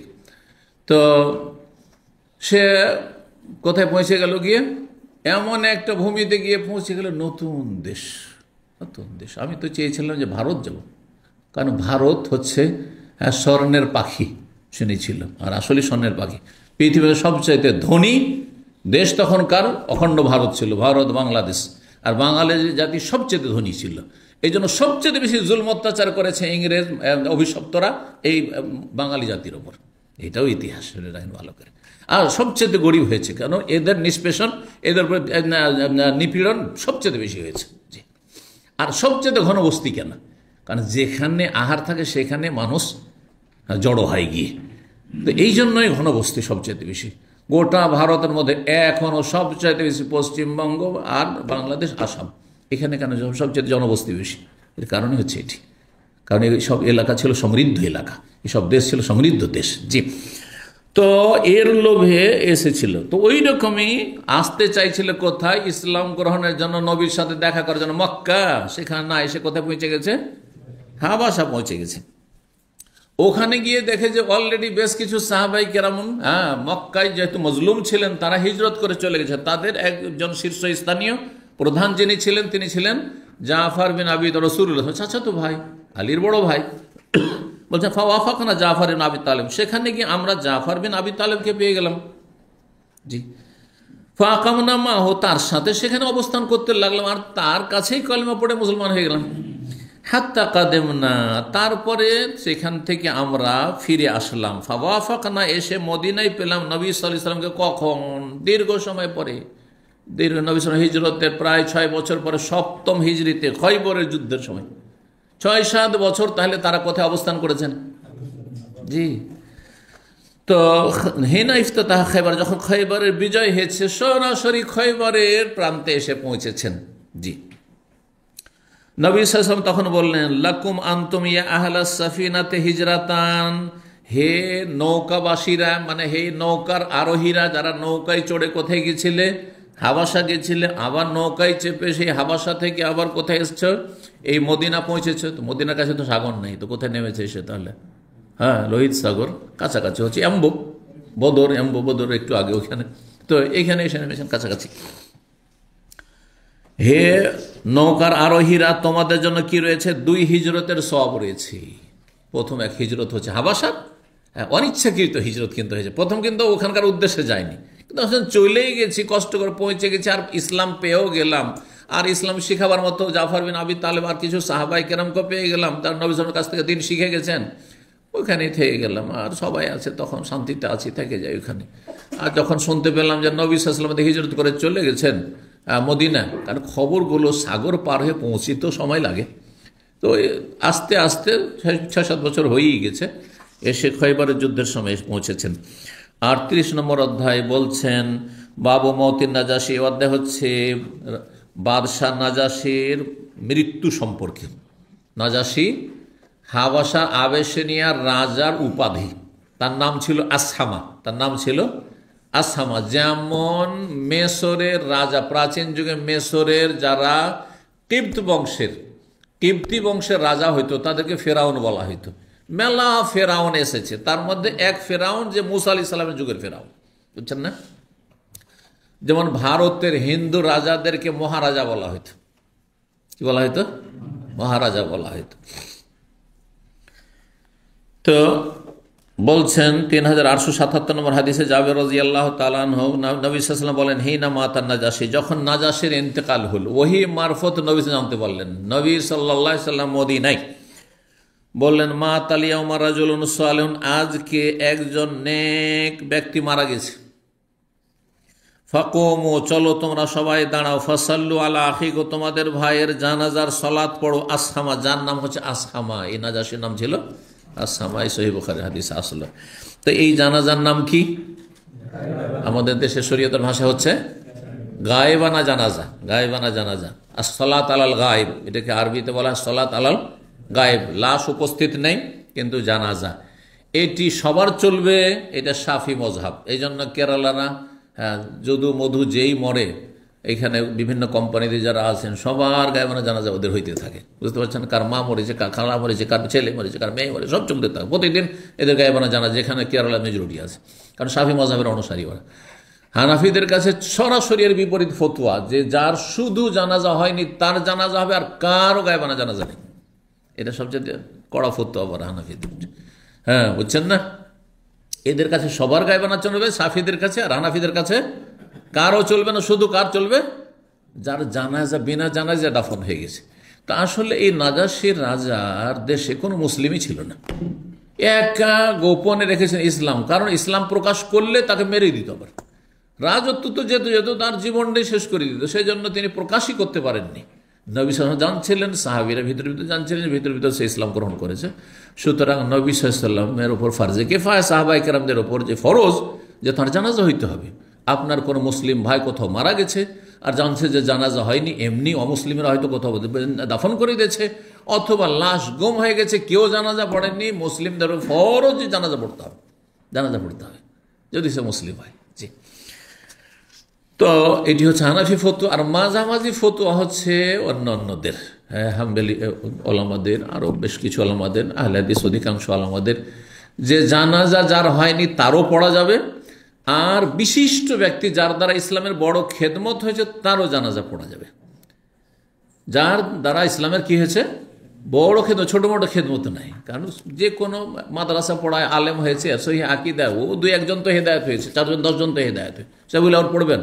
হ্যাঁ, যে কোনো রাষ্ট্রনেতার জানাজা পড়তে লাগবেন? না না না, যার দ্বারা ইসলামে, যদি দেখেন যে কোনো রাষ্ট্রনেতা তার রাষ্ট্রীয় ক্ষমতার মাধ্যমে ইসলামের খেদমত হয়েছে, অথবা কোনো বড় আলেম, হ্যাঁ, তার দ্বারা দিনের খেদমত হয়েছে, বড় দায়ী, তার দ্বারা দিনের খেদমত বড় কিছু হয়েছে, তখন তার গায়বানা জানাজা পড়তে পারবেন। এই মাঝামাঝি মতটি আমাদের কাছে বেশি প্রাধান্যযোগ্য, যদিও বিষয়টিতে ইখতিলাফ আছে। কয়টি মত শুনলেন? 3টি মতের মধ্যে মাঝামাঝি যে মতটি, সেটিকে আমরা প্রাধান্য দিয়ে থাকি। এই জন্য সৌদি আরবে বিশিষ্ট ব্যক্তিদের, হ্যাঁ, ওলামা সাইফিনে বাজের গায়বানা জানাজা, সাইফিনে ওসাইমিন বা অন্যান্যদের, শেখ আলবানী, এইরকম বড় বড় ওলামাদের জানাজা এখানে গায়বানা জানাজা হয়ে থাকে, বা বিভিন্ন শাসকদের। জি, 3878 নম্বর হাদিস বর্ণনা করছেন জাবের বিন আব্দুল্লাহ আনসারী রাদিয়াল্লাহু আনহু আন্না নবী সাল্লাল্লাহু আলাইহি ওয়াসাল্লাম সাল্লাল্লাহু আলা নাজাশী। ওই নাজাশী সম্পর্কে একটা হাদিস আসছে, একই হাদিস বারবার করে বিভিন্ন শব্দের পার্থক্যের সাথে। নবী সাল্লাল্লাহু আলাইহি ওয়াসাল্লাম নাজাশীর জানাজা পড়লেন, ফাসাফাফনা ওয়ারাহু, নবী সাল্লাল্লাহু পেছনে আমরা কাতার লাগাইলেন। তাহলে ঠিক ওই রকমই কাতার লাগাবেন, 3টি কাতার হলে বেশি উত্তম। আর যদি লোক একেবারে কম থাকে তখন ভিন্ন বিষয়, কিন্তু যদি লোক মোটামুটি থাকে, আর যে 30-40 জন আছে, তাহলে 3 কাতার করবেন আপনি। নবী সাল্লাল্লাহু আলাইহি ওয়াসাল্লাম সামনে দাঁড়ালেন, ঈদগাহে জানাজা হয়েছিল, মুসাল্লায় মানে ঈদগাহে। মসজিদে জায়েজ জানাজা পড়া, কিন্তু যদি খোলা মাঠে পড়েন বা কবরস্থানের আশেপাশে গিয়ে পড়েন অথবা ঈদগাহে পড়েন ভালো, কিন্তু মসজিদে জায়েজ। হানাফি মাযহাব মসজিদে জানাজা জায়েজ নয়, অথচ বেশ কয়েকজন সাহাবায়ে কেরামদের মসজিদে নববীতে জানাজা হয়েছে। যে সোহেল বিন বাইজার জানাজা নবী সাল্লাল্লাহু আলাইহি ওয়াসাল্লাম মসজিদ নববীতে পড়েছেন। মসজিদে কেন তাদের কাছে জানাজার নামাজ মাকরুহ? হ্যাঁ, তারা বলছে কি জানি যদি পেশাব পায়খানা বেরিয়ে আসে, এইগুলো যুক্তি, খোঁড়া যুক্তি, দলিলের সামনে চলে না। কারণ স্বয়ং নবী সাল্লাল্লাহু আলাইহি ওয়াসাল্লাম মাইয়েতের জানাজা মসজিদে পড়েছেন। সৌদি আরবে দেখছেন যে জানাজাগুলি কোথায় হচ্ছে? মসজিদে হচ্ছে। জি, তো নবী সাল্লাল্লাহু আলাইহি সাল্লামের পিছনে আমরা কাতার লাগালাম। ফাকুনতু ফিস সাফিস সানি আও সালিস, বলছেন জাবের যে আমি সম্ভবত 2য় কাতারে ছিলাম অথবা 3য় কাতারে। তাহলে বোঝা হলো 3টি কাতার ছিল, আর এটি মুস্তাহাব। 3 কাতার করা জরুরি নয়, ওয়াজিব নয়, কিন্তু মুস্তাহাব, সুন্নাত। 3879 নম্বর হাদিস জাবের বর্ণনা করছেন নবী সাল্লাল্লাহু আলাইহি সাল্লাম সম্পর্কে, যে সাল্লা আলা আসহামান নাজাসি, তিনি আসহামা নাজাসি রাজার ওপর জানাজা সালাত পড়েছেন। ফাকাব্বারা আলাইহি আরবান, 4 তাকবীর দিয়েছেন। এখানে অতিরিক্ত জানলাম যে জানাজা একবারে সেম জানাজা 4 তাকবীরে পড়েছেন। জি, প্রথম তাকবীরের পরে কি করবেন? সূরা ফাতিহা না সানা? না, সূরা ফাতিহা। সানা পড়ার কোনো হাদিস নেই, কোনো দলিল নেই। আউযু বিল্লাহ বিসমিল্লাহ বলে সূরা ফাতিহা। জি, না, 2য় তাকবীরের পরে দুরূদ ইব্রাহিমী। 3য় তাকবীরের পরে জানাজার যে দোয়া রয়েছে, আল্লাহুম্মা গফির লিহাইয়িনা ওয়া মাইয়িতিনা ওয়া শাহিদানা, আর অন্য আরো দোয়াগুলি পড়তে পারলে ভালো। 3880 নম্বর হাদিস বর্ণনা করছেন আবু সালমা বিন আব্দুর রহমান এবং ইবনুল মুসাইয়িব, তারা দুইজনে আবু হুরায়রা রাদিয়াল্লাহু তাআলা আনহু থেকে বর্ণনা করছেন যে রাসূলুল্লাহ সাল্লাল্লাহু আলাইহি ওয়াসাল্লাম খবর দিলেন মৃত্যুর। না লাহুমুন নাজাশি, নাজাশি রাজার মৃত্যুর সংবাদ শোনালেন। কিভাবে শুনলেন নবী সাল্লাল্লাহু আলাইহি ওয়াসাল্লাম? ওহীর মাধ্যমে। জিবরাইল আলাইহিস সালাম আসছেন আর বলছেন যে আজকে নাজাশি রাজা মারা গেছে, সাগরের ওপারে। ওখান থেকে আল্লাহ আসমান থেকে খবর পৌঁছাচ্ছেন। জি, কোনো মাধ্যম নেই। সাহেব আল হাবাসাতে, মানে হাবাসার অধিপতি, হাবাসার রাজা। ফিল ইয়াউমিল্লাযী মাতা ফি, কোন দিনে? বিলম্বে নয়, যেই দিনে ইন্তেকাল হয়েছে সেই দিনেই, যেদিন ইন্তেকাল হয়েছে সেই দিনেই নবী সাল্লাল্লাহু আলাইহি ওয়াসাল্লামের কাছে খবর আসমান থেকে চলে এসেছে, ওই দিনেই জানাজা হয়েছে, আর ওই দিনে তার দাফন হয়ে গেছে ওখানে বিনা জানাজায়। ওয়াকাল, সাহাবীরা সেখানে জানাজা পড়তে পারেননি, কারণ সেখানে ওই পরিবেশ কাফেরদের। আর জানতে তো দেয়নি কাউকে, সমাজ জানে জানাজা পড়তে দেবে, একটা অমুসলিমের জানাজা যদি আপনার পড়তে দেবে, অমুসলিমের থাকলে সেখানে কখনো পড়তে দেবে না। তো বলছে ইস্তাগফিরু লিআখিকুম, তোমাদের ভাইয়ের জন্য তোমরা ক্ষমা প্রার্থনা করো। তাহলে মুসলিম ভাই যেখানে থাকুক না কেন, যে ভাষাভাষী কোনো মুসলিমরা ভাই ভাই। জি, এই ছিল হাদিস। আর সর্বশেষ বা আরেকটি অধ্যায় আমরা পড়ে নিই, 3881 নম্বর হাদিস। হাদিস বর্ণনা করছেন আবু হুরায়রা রাদিয়াল্লাহু তাআলা আনহু, রাসূলুল্লাহ সাল্লাল্লাহু আলাইহি ওয়াসাল্লাম কি করলেন, সাফফা বিহিম ফিল মুসাল্লা, ঈদগাহে জানাজার কাতার লাগালেন। এই যে একটু আগে ঈদগাহ বললাম না, তাহলে কয়েকটা যে হাদিস নিয়েছে, এক একটি হাদিসে অতিরিক্ত কিছু কথা আছে। কোনোটাই আপনার নাজাশের নাম আছে, কোনোটায় কয়েক কাতার লেগেছিল, দ্বিতীয় কাতার তৃতীয় কাতারের কথা আছে, কোনোটাতে রয়েছে যে ঈদগাহে এই জানাজা অনুষ্ঠিত হয়েছিল। ফাসাল্লা আলাইহি সালাত আদায় করে জানাজার ওয়াকাব্বার, আর 4 তাকবীর দিলেন। সর্বশেষ একটি অধ্যায় এবং একটি হাদিস দিয়ে শেষ করছি। 39 নম্বর অধ্যায় বলছে বাবু তাকাসুমিল মুশরিকিন আলা নবী সাল্লাল্লাহু আলাইহি সাল্লাম। এই অধ্যায় হচ্ছে নবী সাল্লাল্লাহু আলাইহি সাল্লামের বিরুদ্ধে কাফের মুশরিক যে মক্কার, তাদের শপথ গ্রহণ যে নবী মুহাম্মদ সাল্লাল্লাহু আলাইহি সাল্লামের সাথে সমস্ত ক্ষেত্রে বয়কট করতে হবে, যে বয়কটের কথা। আর আবু তালেব তাদেরকে এক ঘরে করে দিতে হবে। আর নবীর যে সাথে মুহাম্মাদের সাথ দিবে সাল্লাল্লাহু আলাইহি সাল্লাম, তাদের সাথে বয়কট করতে হবে। বিয়ে শাদী না, কেনা বেচা নয়, কথাবার্তা নয়, কোনো কিছু নয়, কোনো কিছু দেবে না। আল্লাহু আকবার। এত দুর্ভিক্ষ নেমে এসেছিল যে নবী সাল্লাল্লাহু আলাইহি ওয়াসাল্লাম সাহাবায়ে কেরামদেরকে চামড়া আর কত কি, যে গাছের বাকল আর পাতা, এসব খেয়ে দিনপাত করতে হয়েছে। এইরকম কষ্ট ইসলামের জন্য তার বরদাস্ত করেছেন। কতটুকু কষ্ট করছেন, আলহামদুলিল্লাহ বলুন যে আল্লাহ আমাদের এই দুর্বল ইমানে যে আছি, এতে আমাদেরকে বড় পরীক্ষা ফেলেননি আল্লাহ রাব্বুল আলামিন, অনেক ভালো রেখেছেন। না হলে পরীক্ষা পড়লে দিন হারা দুনিয়া হারা সব হারিয়ে দিতেন। 3882 নম্বর হাদিস বর্ণনা করেছেন আবু হুরায়রা রাদিয়াল্লাহু তাআলা আনহু, বলছেন রাসূলুল্লাহ সাল্লাল্লাহু আলাইহি ওয়াসাল্লাম বললেন, হিনা আরাদা হুনাইনের যুদ্ধে যখন যেতে চাইলেন মক্কা বিজয়ের পরে, সময়টা ছিল 8ম হিজরির রমজানের পরে, শাওয়াল জিলকাদ, এই সময়গুলি, মানে 8ম হিজরির মক্কা বিজয়ের পরে শেষ দিকে, একবারে শেষ দিকে, আর 9ম হিজরির প্রথম দিকে। তো যখন হুনাইনে যাওয়ার জন্য ইচ্ছুক হলেন, হুনাইন যুদ্ধে যাব বলে, মানজিলুন আগাদান, মক্কা থেকে তিনি রওনা দেবেন এবং সাহাবায়ে কেরামগণ রওনা দেবেন যুদ্ধ করার জন্য। তো বলে সাকিফ গোত্র, খুব দুর্দান্ত গোত্র ছিল, যারা মক্কার তাইফের মাঝামাঝি একটা এলাকায় বসবাস করত। বলছেন আমাদের অবস্থান আগামীকালকে ইনশাআল্লাহ, আল্লাহ চাইলে কোথায় হবে, বেখাইফে বানি কেনান, বানু কেনানার চত্বরে, বানু কেনানা বংশের গোত্রের এলাকায়, সেখানে আমরা জমায়েত হব, মানে একত্রিত হব, আর সেখান থেকে আমরা হুনাইনের যুদ্ধে একসাথে রওনা দেব। এই খাইফে বানি কেনানাই হচ্ছে পাথা বা আবতাহ, আপনার মেনা থেকে বেরিয়ে এসে, জামরাত থেকে বেরিয়ে এসে যে এলাকাটি মোয়াল্লা, যে কবরস্থান, আর তা ওইদিকে আপনার যে আপনার শিশা বা আজিজিয়া শিশা, এই মাঝামাঝি জায়গায় বিস্তারিত একবার আলোচনা করেছি। ওই জায়গাটির কয়েকটি নাম আবতা বলা হয়েছে, মুহাসসাব বলা হয়েছে, যেখানে রাত্রি কাটিয়েছেন নবী সাল্লাল্লাহু আলাইহি সাল্লাম বিদায় হজের সময়। ওই জায়গায় একত্রিত হয়েছিলেন, তারপরে সেখান থেকে গিয়েছিলেন জেহাদের জন্য হুনাইনের যুদ্ধে। হাইসো তাকাসামু আলাল কুফরে, যেই জায়গায় মক্কার কাফের মুশরিকরা কুফরির ওপর অটল থেকে নবী সাল্লাল্লাহু আলাইহি ওয়াসাল্লামের বিরুদ্ধে তারা শপথ গ্রহণ করেছিল, যে সবাই কসম করো, শপথ করো যে নবীর সাথে আর নবীর সাথী সঙ্গীদের সাথে কেনা বেচা, লেনদেন, ব্যবসা বাণিজ্য, চলাফেরা কোনো কিছু করবে না, তাদেরকে একবারে করতে হবে। এই জায়গাটি সেই জায়গায় ছিল। তো এখানে আজকের আলোচনা শেষ করছি। ওয়া জাযাকুমুল্লাহু খাইরান। আল্লাহ রাব্বুনা কবুল করুন এবং আল্লাহ আপনাদেরকে নেক হায়াত দান করুন, দুনিয়া আখিরাতে সার্বিক কল্যাণ দান করুন, বালা মুসিবত থেকে আল্লাহ হেফাজতে রাখুন, রোজিতে আল্লাহ বরকত দান করুন, জান্নাতের পথে রাখুন। ও সাল্লাল্লাহু আলা নবিয়ানা মুহাম্মদ ওয়া আলা আলিহি ওয়া সাহবিহি আজমাইন।